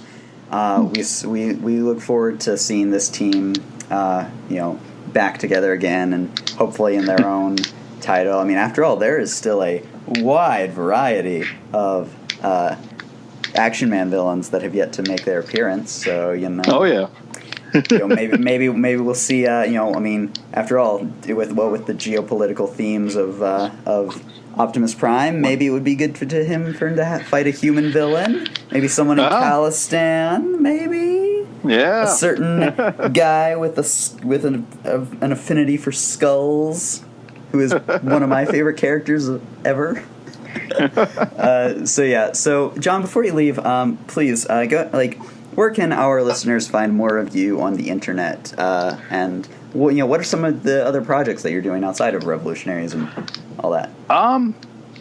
Let's see. I'm the John Barber on Twitter, which I don't really check that often at the moment. Let's see. Coming up, so I'm co-writing Back to the Future with Bob Gale. We've got a new series called. It's a great series. I'll read it. Thank you. We've got a new series called Time Train, or Tales of the Time Train, that basically picks up at the end of Back to the Future 3 when follows Doc and Clara and Jules and Vern. And Megan Levins is drawing it, and she's doing a really cool job. It's a great place to jump on. If you've been reading Back to the Future, it also follows where Doc, in a convoluted, being a time travel story, it managed to follow both the end of Back to the Future 3 and the end of Back to the Future number 25. So you don't need to have seen either. So I got that. I just did a couple issues of Doctor Strange, 24 and 25, right before the new reboot that came out with Kevin Nolan and kind of a cast of thousands on 25 and 25 and 26, and the great Nico Hendrikon on 26. Some other stuff I can't talk about. Optimus Prime. And then if you like Revolutionaries, I highly recommend coming pretty soon. It's well underway, so we're gonna have some good stuff done. Ron Joseph and I are doing a book called Feral for a new company called 412 Press. And if you're also a huge Hasbro fan,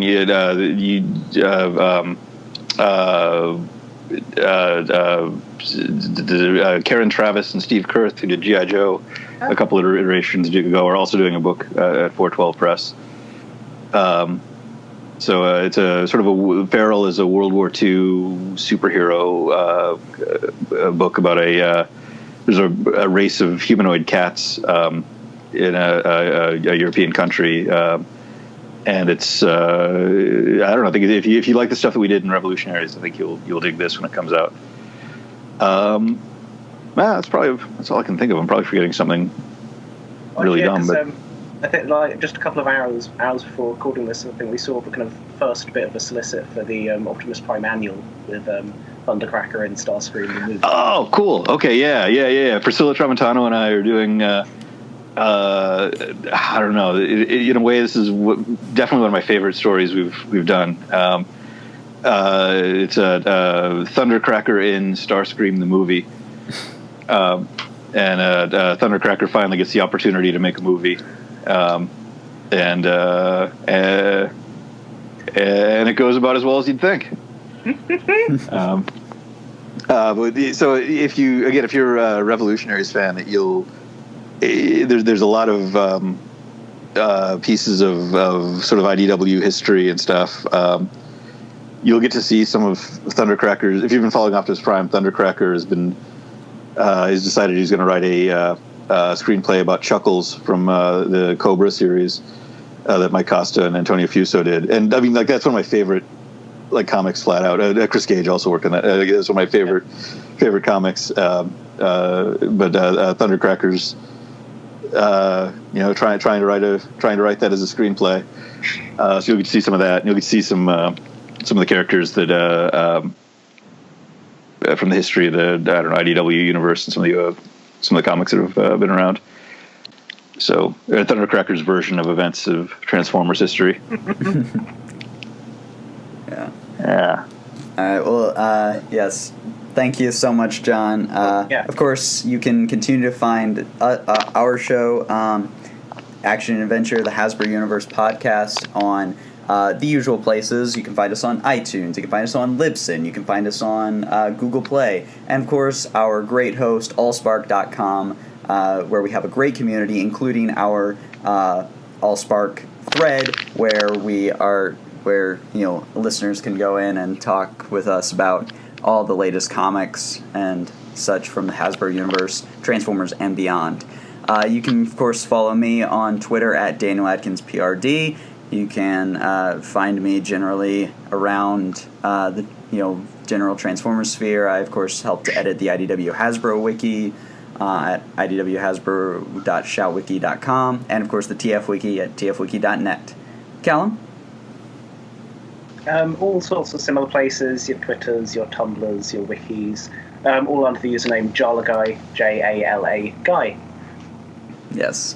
And, once again, a big round of applause to John Barber for joining us and sitting through our annoying questions about trying to figure out things for the wiki and all that.